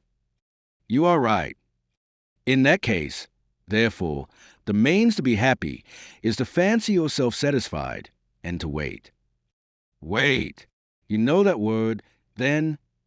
They, sire, do not despair. I have already been at work on your behalf. I have still other resources in store." The king shook his head in a despairing manner. "What, sire, have you not been satisfied hitherto?" "Oh, yes, indeed, yes, my dear Saint Aignan. But invent, for heaven's sake, invent some further project yet." "Sire, I undertake to do my best, and that is all that anyone can do." The king wished to see the portrait again, as he was unable to see the original. He pointed out several alterations to the painter and left the room, and then Saint Aignan dismissed the artist. The easel, paints, and painter himself had scarcely gone when Melicorne showed his head in the doorway. He was received by Saint Aignan with open arms, but still with a little sadness, for the cloud which had passed across the royal sun veiled, in its turn, the faithful satellite, and Melicorne at a glance perceived the melancholy that brooded on Saint Aignan's face. "Oh, Monsieur le Comte," he said, "how sad you seem. And good reason, too, my dear Monsieur Melicorne. Will you believe that the king is still dissatisfied? With his staircase, do you mean?" "Oh, no. On the contrary, he is delighted with the staircase. The decorations of the apartments, I suppose, don't please him." "Oh, he has not even thought of that. No, indeed, it seems that what has dissatisfied the king. I will tell you, Monsieur le Comte, he is dissatisfied at finding himself the fourth person at a rendezvous of this kind. How is it possible you could not have guessed that? Why, how is it likely I could have done so, dear Melicorne, when I followed the king's instructions to the very letter? Did His Majesty really insist on your being present?" "Positively. And also require that the painter, whom I met downstairs just now, should be here, too. He insisted upon it. In that case, I can easily understand why His Majesty is dissatisfied." "What? Dissatisfied that I have so punctually and so literally obeyed his orders? I don't understand you." Melicorne began to scratch his ear as he asked, "What time did the king fix for the rendezvous in your apartments?" 2:00. "And you were waiting for the king?" "Ever since 1:30. It would have been a fine thing, indeed, to have been unpunctual with His Majesty." Melicorne, notwithstanding his respect for Saint Aignan, could not help smiling. "And the painter," he said, "did the king wish him to be here at 2:00 also?" "No, but I had him waiting here from midday. Far better, you know, for a painter to be kept waiting a couple of hours than the king a single minute."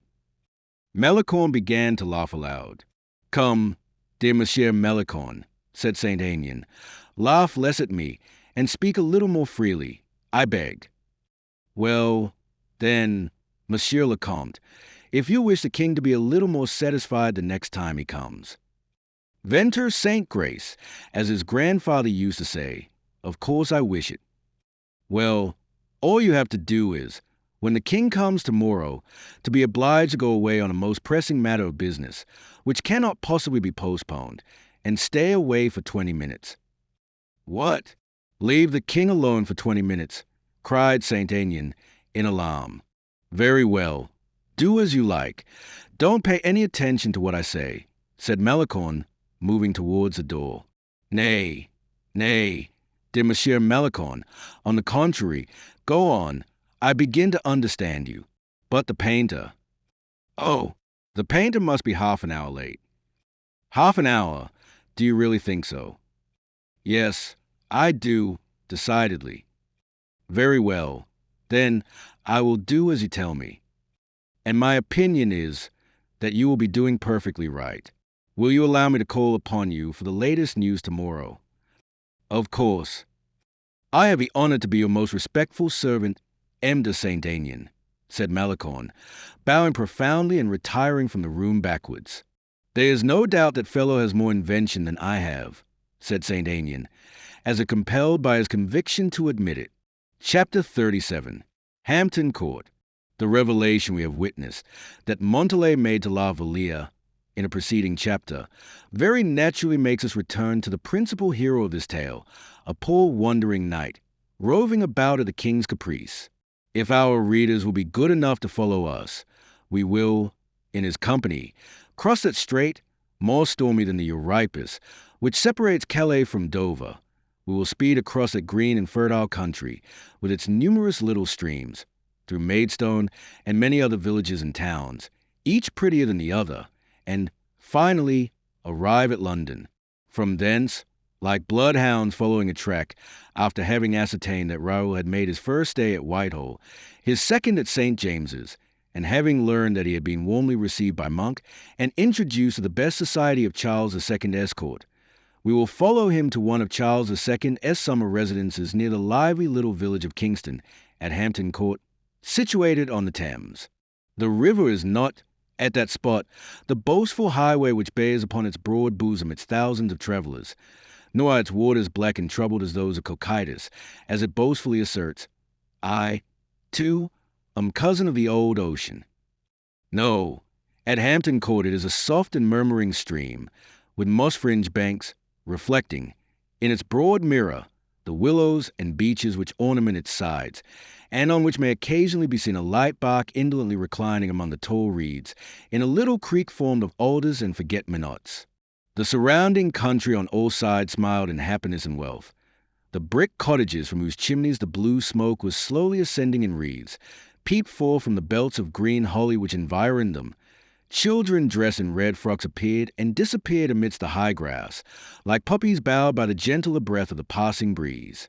The sheep, ruminating with half-closed eyes, lay lazily about under the shadow of the stunted aspens, while, far and near, the kingfishers, plumed with emerald and gold, skimmed swiftly along the surface of the water, like a magic ball heedlessly touching, as he passed, the line of his brother angler, who sat watching in his boat the fish as they rose to the surface of the sparkling stream. High above this paradise of dark shadows and soft light rose the palace of Hampton Court, built by Wolsey, a residence the haughty cardinal had been obliged, timid courtier that he was, to offer to his master, Henry VIII, who had glowered with envy and cupidity at the magnificent new home.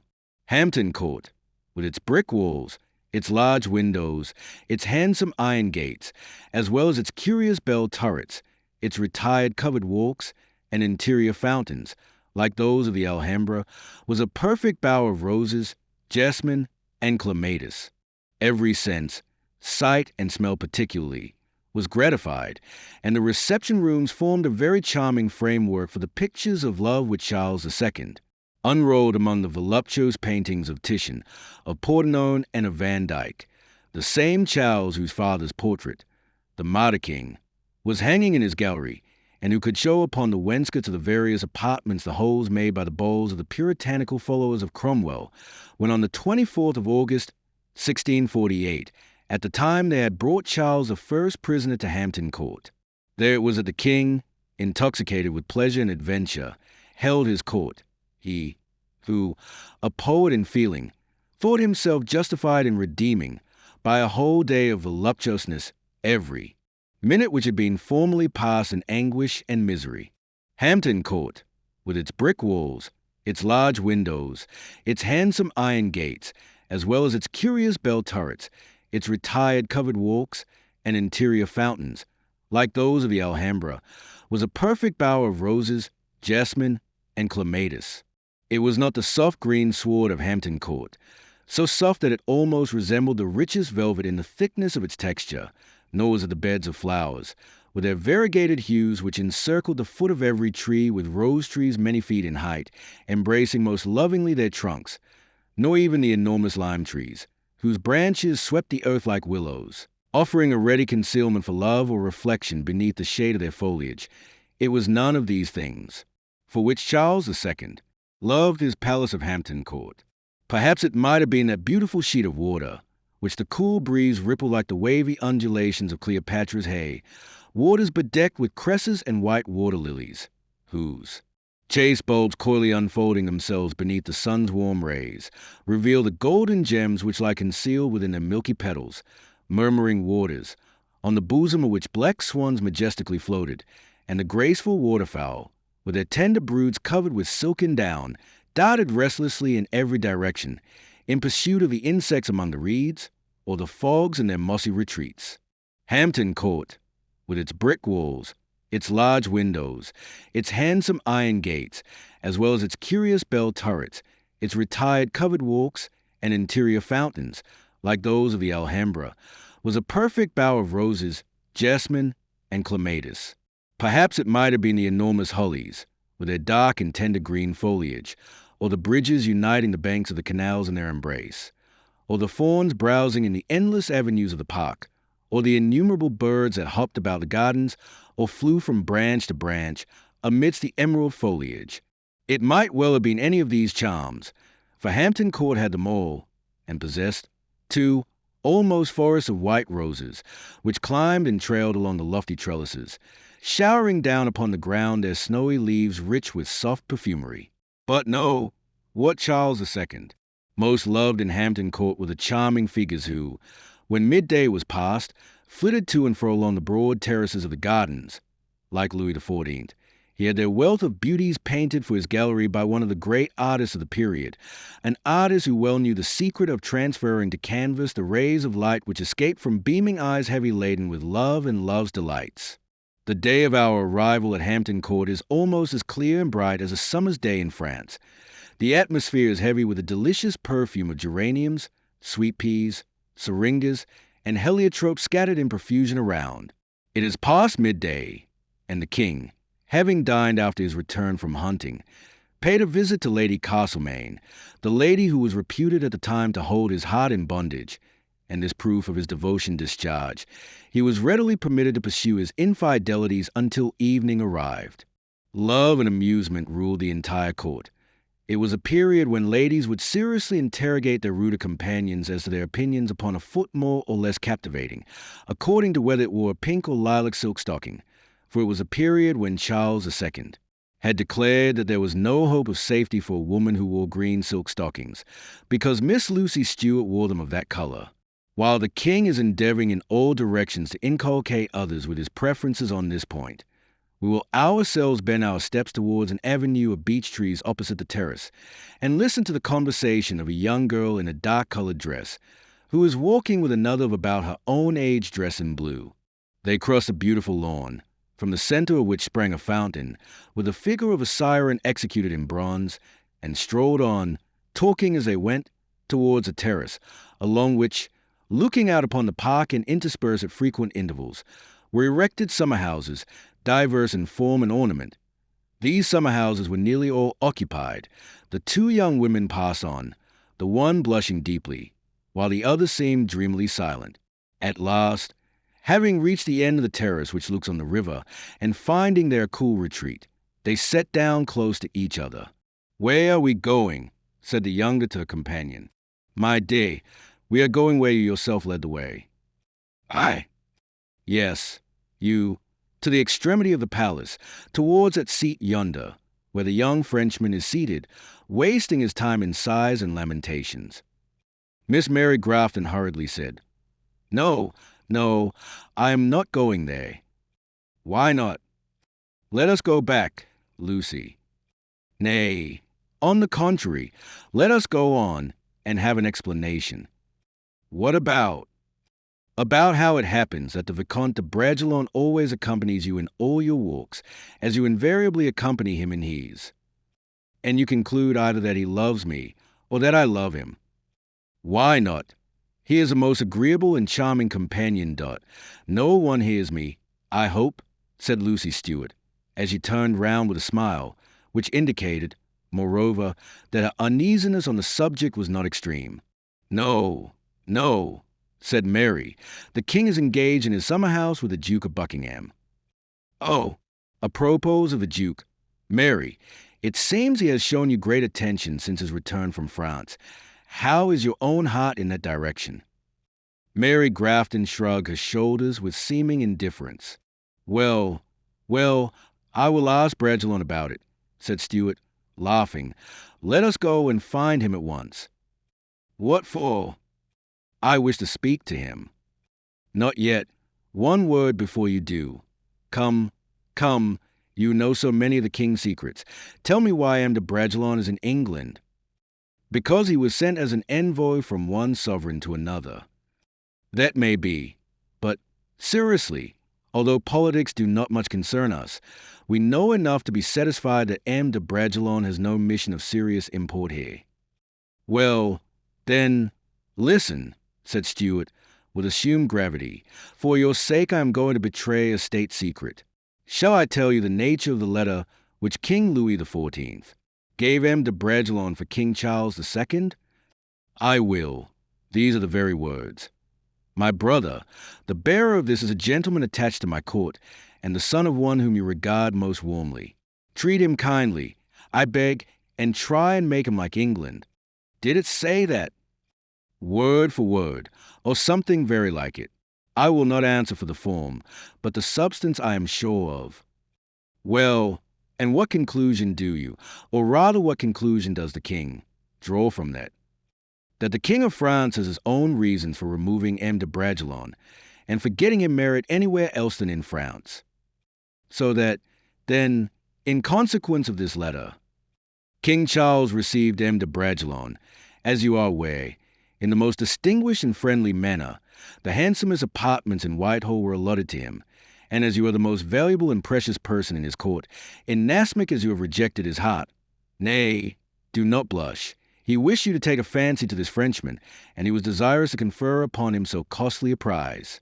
And this is the reason why you, the heiress of 300,000 pounds, a future duchess, so beautiful, so good, have been thrown in Bragelonne's way, in all the promenades and parties of pleasure to which he was invited. In fact, it was a plot, a kind of conspiracy. Mary Grafton smiled with that charming expression which was habitual to her, and pressing her companion's arm, said, "Thank the king, Lucy." Yes, but the Duke of Buckingham is jealous, so take care." Hardly had she pronounced these words, when the Duke appeared from one of the pavilions on the terrace, and, approaching the two girls, with a smile, said, "You are mistaken, Miss Lucy. I am not jealous, and the proof, Miss Mary, is yonder, in the person of M. de Bragelonne himself, who ought to be the cause of my jealousy, but who is dreaming in pensive solitude.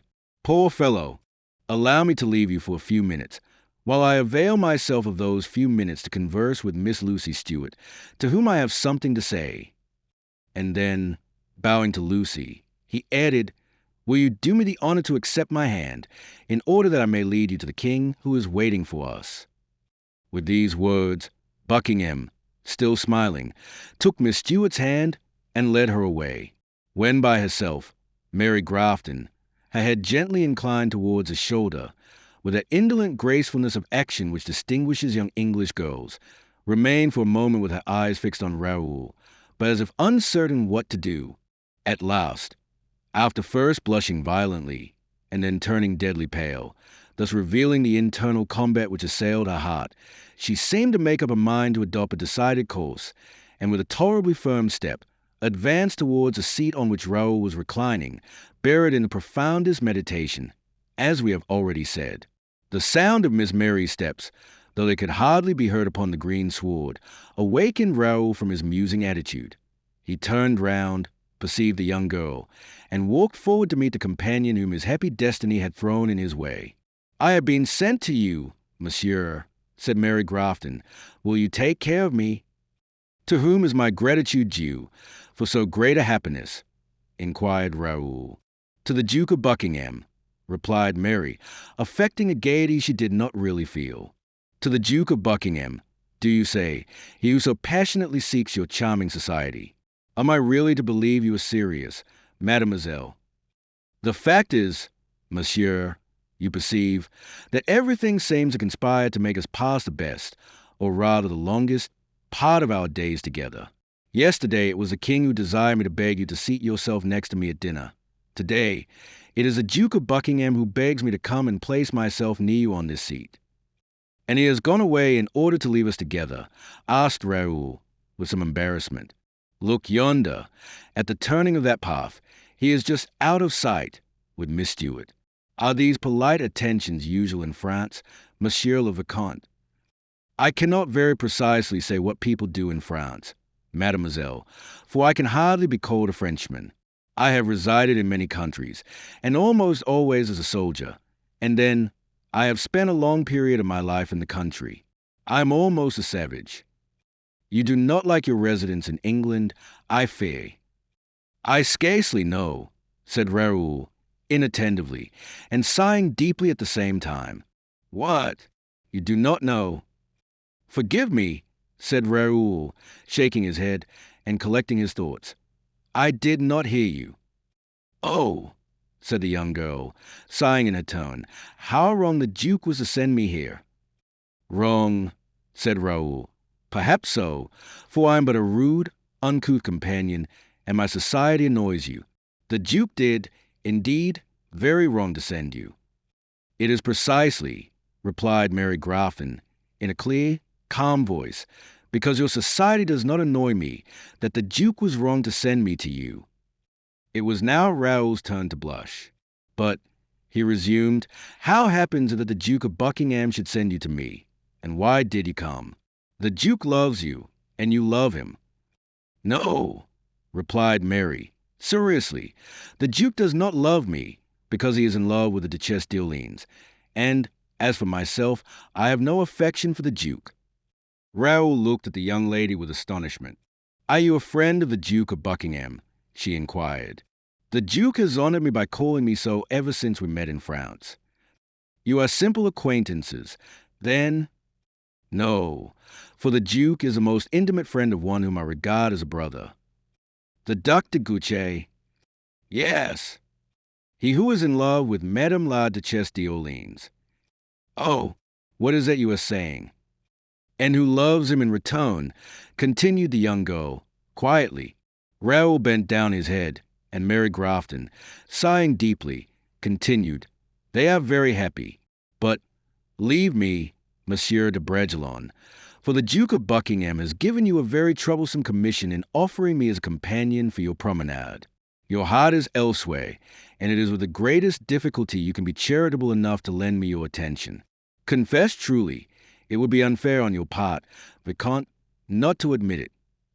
Madam, I do confess it. She looked at him steadily.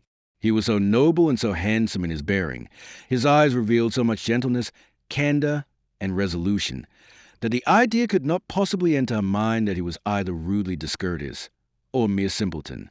She only perceived, clearly enough, that he loved another woman, and not herself, with the whole strength of his heart. Ah, I now understand you, she said. You have left your heart behind you in France. Raoul bowed. The Duke is aware of your affection. No one knows it, replied Raoul. Why, therefore, do you tell me? Nay, answer me. I cannot. It is for me, then, to anticipate an explanation.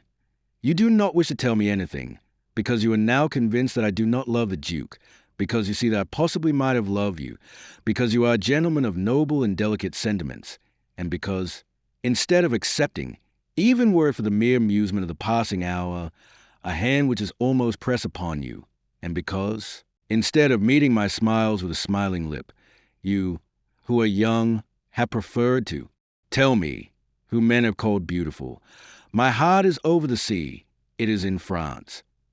For this, I thank you, Monsieur de Bragelonne. You are, indeed, a noble-hearted, noble-minded man, and I regard you all the more for it, as a friend only. And now let us cease speaking of myself, and talk of your own affairs. Forget that I have ever spoken to you of myself. Tell me why you are sad, and why you have become more than usually so during these past 4 days. Raoul was deeply and sensibly moved by these sweet and melancholy tones, and as he could not, at the moment, find a word to say, the young girl again came to his assistance. Pity me, she said. My mother was born in France, and I can truly affirm that I, too, am French in blood, as well as in feeling, but the leaden atmosphere and characteristic gloom of England seem to weigh upon me. Sometimes my dreams are golden-hued and full of wonderful enjoyments, when suddenly a mist rises and overspreads my fancy, blotting them out forever. Such, indeed, is the case at the present moment. Forgive me, I have now said enough on that subject. Give me your hand, and relate your griefs to me as a friend. You say you are French in heart and soul. Yes, not only, I repeat it, that my mother was French, but, further, as my father, a friend of King Charles I, was exiled in France, I, during the trial of that prince, as well as during the Protector's life, was brought up in Paris. At the restoration of King Charles II, my poor father returned to England, where he died almost immediately afterwards, and then the king created me a duchess, and has dowered me according to my rank. Have you any relations in France? Raoul inquired with the deepest interest. I have a sister there, my senior by 7 or 8 years, who was married in France and was early left a widow. Her name is Madame de Bellier.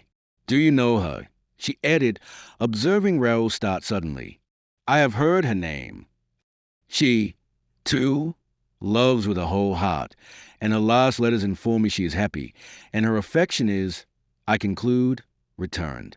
I told you, Monsieur de Bragelonne, that although I possess half of her nature, I do not share her happiness. But let us now speak of yourself. Whom do you love in France? A young girl, as soft and pure as a lily. But if she loves you, why are you sad? I have been told that she ceases to love me. You do not believe it. I trust. He who wrote me so does not sign his letter. An anonymous denunciation. Some treachery, be assured, said Miss Grafton. Stay, said Raoul, showing the young girl a letter which he had read over 1,000 times. She took it from his hand and read as follows. Vicomte, you are perfectly right to amuse yourself yonder with the lovely faces of Charles II Escourt, for at Louis XIV Escourt, the castle in which your affections are enshrined is being besieged. Stay in London altogether, poor Vicomte, or return without delay to Paris. There is no signature, said Miss Mary. None. Believe it not, then. Very good. But here's a second letter from my friend de Guiche, which says, I am lying here wounded and ill. Return, Raoul. Oh, return. What do you intend doing? Inquired the young girl, with a feeling of oppression at her heart. My intention, as soon as I received this letter, was immediately to take my leave of the king. When did you receive it? The day before yesterday. It is dated Fontainebleau. A singular circumstance, do you not think, for the court is now at Paris? At all events, I would have set off, but when I mentioned my intention to the king, he began to laugh and said to me, How comes it, Monsieur l'Ambassadeur, that you think of leaving? Has your sovereign recalled you? I colored, naturally enough, for I was confused by the question. For the fact is, the king himself sent me here, and I have received no order to return. Mary frowned in deep thought, and said, Do you remain, then? I must, mademoiselle. Do you ever receive any letters from her to whom you were so devoted? Never. Never, do you say? Does she not love you, then? At least, she has not written to me since my departure, although she used occasionally to write to me before. I trust she may have been prevented. Hush! The Duke is coming. And Buckingham at that moment was seen at the end of the walk, approaching towards them, alone and smiling. He advanced slowly and held out his hands to them both. Have you arrived at an understanding? He said. About what? About whatever might render you happy, dear Mary, and make Raoul less miserable. I do not understand you, my lord, said Raoul. That is my view of the subject, Miss Mary. Do you wish me to mention it before M. de Bragelonne? He added with a smile. If you mean, replied the young girl, haughtily, that I was not indisposed to love M. de Bragelonne, that is useless, for I have told him so myself.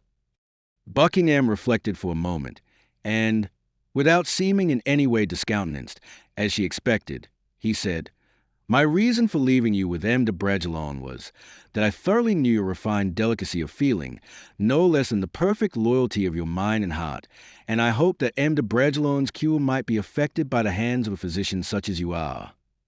But, my lord, before you spoke of M. de Bragelonne's heart, you spoke to me of your own.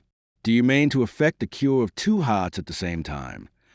Perfectly true, madam, but you will do me the justice to admit that I have long discontinued a useless pursuit, acknowledging that my own wound is incurable. My lord, said Mary, collecting herself for a moment before she spoke, M. de Bragelonne is happy, for he loves and is beloved. He has no need of such a physician as I can be. M. de Bragelonne, said Buckingham, is on the very eve of experiencing a serious misfortune, and he has greater need than ever of sympathy and affection. Explain yourself, my lord, inquired Raoul anxiously. No. Gradually I will explain myself. But if you desire it, I can tell Miss Grafton what you may not listen to yourself. My lord, you are putting me to the torture. You know something you wish to conceal from me. I know that Miss Mary Grafton is the most charming object that a heart ill at ease could possibly meet within its way through life. I have already told you that the Vicomte of Bragelonne loves elsewhere, said the young girl. He is wrong. Then, do you assume to know, my lord, that I am wrong? Yes. Whom is it that he loves? Then, exclaimed the young girl.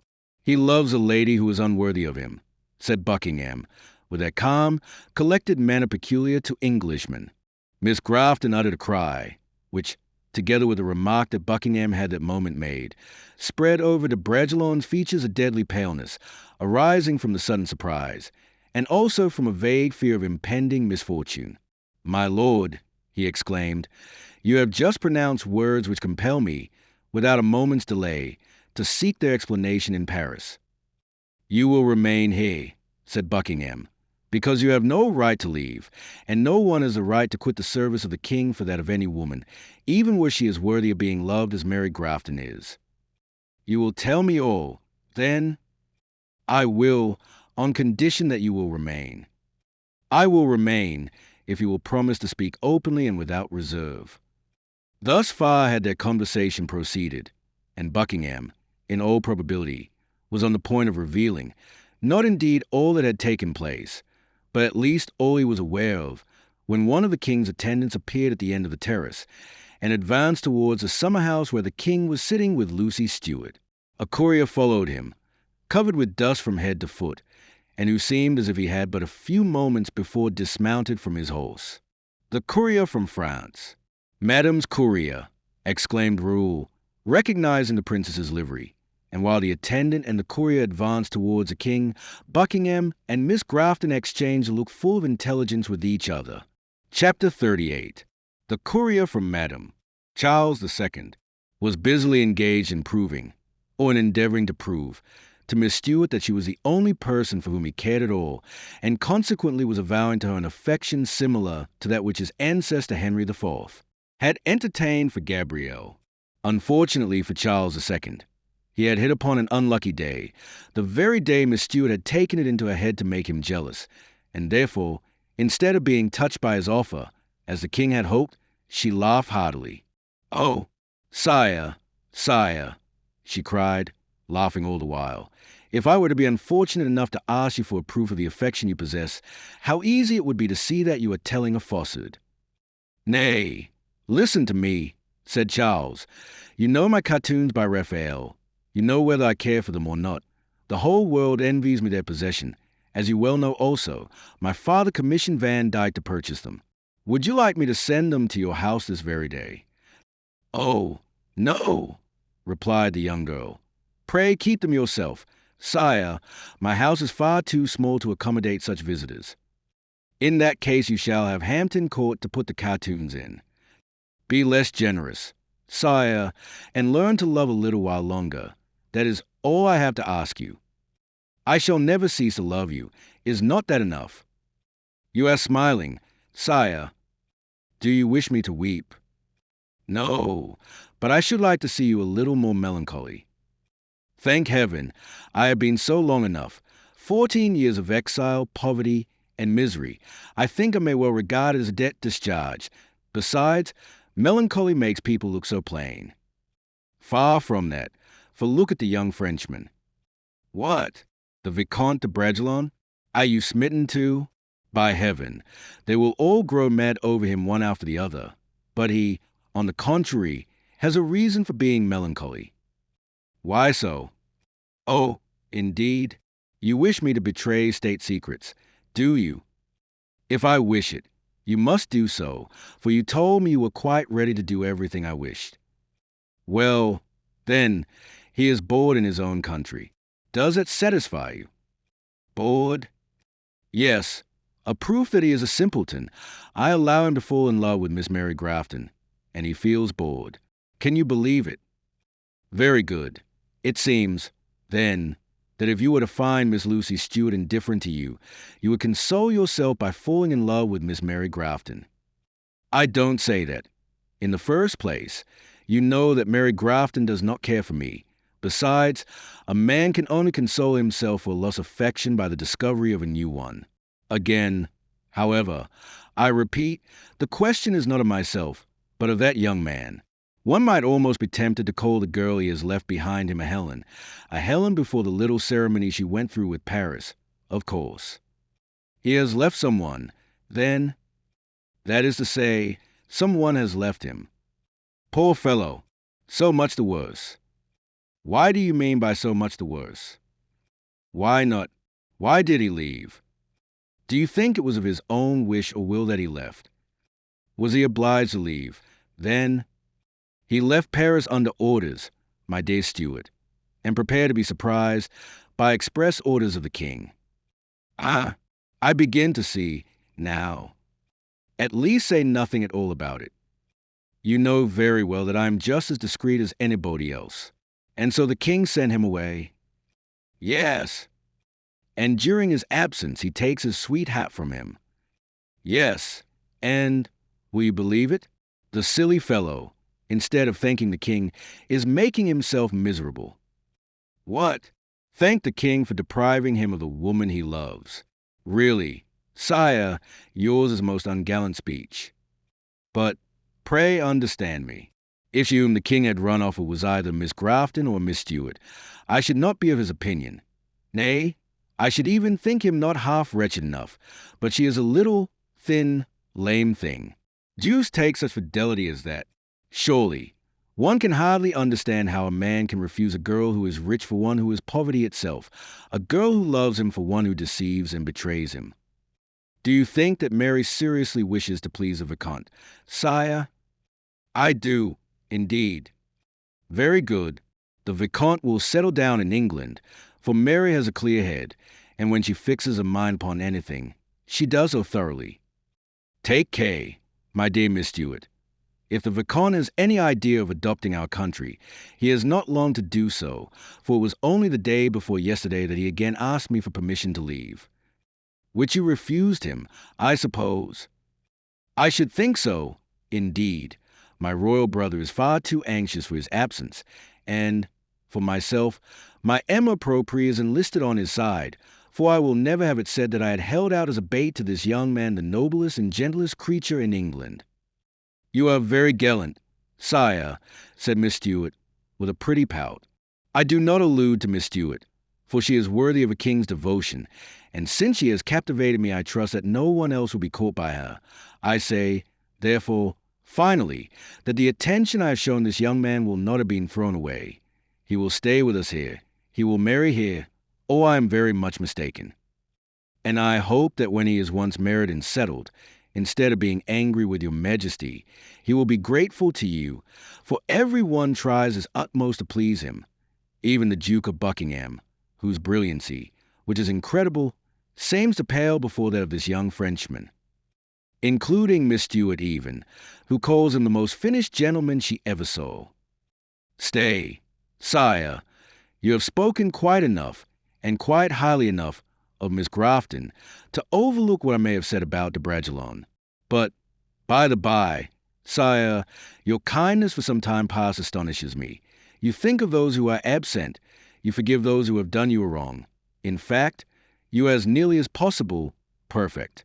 How does it happen? It is because you allow yourself to be loved, he said, beginning to laugh. Oh, there must be some other reason. Well, I am doing all I can to oblige my brother, Louis XIV. Nay, I must have another reason. Well, then, the true motive is that Buckingham strongly recommended the young man to me, saying, Sire, I begin by yielding up all claim to Miss Grafton. I pray you follow my example. The Duke is, indeed, a true gentleman. Oh, of course, of course. It is Buckingham's turn now, I suppose, to turn your head. You seem determined to cross me in everything today. At this moment someone rapped at the door. Who is it who presumes to interrupt us? Exclaimed Charles, impatiently. Really, Sire, you are extremely vain with your who is it who presumes, and in order to punish you for it. She went to the door and opened it. It is a courier from France, said Miss Stuart. A courier from France, exclaimed Charles. For my sister, perhaps? Yes, sire, said the usher, a special messenger. Let him come in at once, said Charles. You have a letter for me, said the king to the courier as he entered, from the Duchess of Orleans. Yes, sire, replied the courier, and so urgent in its nature that I have only been 26 hours in bringing it to your majesty, and yet I lost 3/4 of an hour at Calais. Your zeal shall not be forgotten, said the king as he opened the letter. When he had read it, he burst out laughing and exclaimed, Upon my word, I am at a loss to understand anything about it. He then read the letter a second time, Miss Stuart assuming a manner marked by the greatest reserve, and doing her utmost to restrain her ardent curiosity. Francis, said the king to his valet, see that this excellent fellow is well taken care of and sleeps soundly, and that on waking tomorrow he finds a purse of 50 sovereigns by his bedside. Sire, said the courier, amazed, begone, begone. My sister was perfectly right in desiring you to use the utmost diligence. The affair was most pressing. And he again began to laugh louder than ever. The courier, the valet, and Miss Stuart hardly knew what sort of countenance to assume. Aye, said the king, throwing himself back in his armchair, when I think that you have knocked up how many horses? 2. 2 horses to bring this intelligence to me. That will do. You can leave us now. The courier retired with the valet. Charles went to the window, which he opened, and leaning forward, called out, Duke, Buckingham, come here, there's a good fellow. The Duke hurried to him in obedience to the summons, but when he reached the door and perceived Miss Stuart, he hesitated to enter. Come in and shut the door, said the king. The Duke obeyed, and, perceiving in what an excellent humor the king was, he advanced, smiling, towards him. Well, my dear Duke, how do you get on with your Frenchman? Sire, I am in the most perfect state of utter despair about him. Why so? Because charming Miss Grafton is willing to marry him, but he is unwilling. Why? He is a perfect Boeotian, cried Miss Stuart. Let him say either yes or no, and let the affair end. But, said Buckingham, seriously, you know, or you ought to know, madam, that M. de Bragelonne is in love in another direction. In that case, said the king, coming to Miss Stuart's help, nothing is easier. Let him say no, then. You told him candidly, I suppose, that La Vallière was deceiving him. Yes, without the slightest reserve, and, as soon as I had done so, he gave a start, as if he were going to clear the channel at a bound. At all events, said Miss Stuart, he has done something, and a very good thing too, upon my word. But, said Buckingham, I stopped him. I have left him and Miss Mary in conversation together, and I sincerely trust that now he will not leave, as he seemed to have an idea of doing. An idea of leaving England? Cried the king. I, at one moment, hardly thought that any human power could have prevented him, but Miss Mary's eyes are now bent fully on him, and he will remain. Well, that is the very thing which deceives you, Buckingham, said the king, with a peal of laughter. The poor fellow is predestined. Predestined to what? If it were to be simply deceived, that is nothing, but to look at him, it is a great deal. At a distance, and with Miss Grafton's aid, the blow will be warded off. Far from it, far from it. Neither distance nor Miss Grafton's help will be of the slightest avail. Bragelonne will set off for Paris within an hour's time. Buckingham started, and Miss Stuart opened her eyes very wide in astonishment. But, sire, said the Duke, your Majesty knows that it is impossible. That is to say, my dear Buckingham, that it is impossible until it happens. Do not forget, sire, that the young man is a perfect lion, and that his wrath is terrible. I don't deny it, my dear Duke. and that if he sees that his misfortune is certain, so much the worse for the author of it. I don't deny it, but what the deuce am I to do? Were it the king himself, cried Buckingham, I would not answer for him. Oh, the king has his musketeers to take care of him, said Charles, quietly. I know that perfectly well, for I was kept dancing attendance in his antechamber at Blois. He has M. d'Artagnan, and what better guardian could the king have than M. d'Artagnan? I should make myself perfectly easy with 20 storms of passion, such as Bragelonne might display, if I had for guardians like D'Artagnan. But I entreat your majesty, who is so good and kind, to reflect a little. Stay, said Charles II, presenting the letter to the Duke. Read, and answer yourself what you would do in my place. Buckingham slowly took hold of Madame's letter, and trembling with emotion, read the following words. For your own sake, for mine, for the honor and safety of everyone, send M. de Bragelonne back to France immediately. Your devoted sister, Henrietta. Well, Viers, what do you say? Really, sire, I have nothing to say, replied the Duke, stupefied. Nay, would you, of all persons, said the king, artfully, advise me not to listen to my sister when she writes so urgently? Oh, no, no, sire, and yet... You have not read the postscript, Viers. It is under the fold of the letter, and escaped me at first. Read it. And as the Duke turned down a fold of the letter, he read, 1,000 kind remembrances to those who love me. The Duke's head sank gradually on his breast. The paper trembled in his fingers, as if it had been changed to lead. The king paused for a moment, and, seeing that Buckingham did not speak, he must follow his destiny, as we ours, continued the king. Every man has his own share of grief in this world. I have had my own. I have had that of others who belong to me, and have thus had a double weight of woe to endure. But the Jews take all my case now. Go, and bring our friend here, Viers. The Duke opened the trellis door of the summer house, and pointing at Raoul and Mary, who were walking together side by side, said, What a cruel blow, sire, for poor Miss Grafton. Nonsense. Call him, said Charles II, knitting his black brows together. Every one seems to be sentimental here. There, look at Miss Stuart, who is wiping her eyes. Now Jews take the French fellow. The Duke called to Raoul, and taking Miss Grafton by the hand, he led her towards the king. Monsieur de Bragelonne, said Charles II, did you not ask me the day before yesterday for permission to return to Paris? Yes, sire, replied Raoul, greatly puzzled by this address. And I refused you, I think. Yes, sire, for which you were angry with me. No, sire, your majesty had no doubt excellent reason for withholding it, for you are so wise and so good that everything you do is well done. I alleged, I believe, as a reason, that the King of France had not recalled you. Yes, sire, that was the reason you assigned. Well, M. de Bragelonne, I have reflected over the matter since. If the king did not, in fact, fix your return, he begged me to render your sojourn in England as agreeable as possible. Since, however, you ask my permission to return, it is because your longer residence in England is no longer agreeable to you.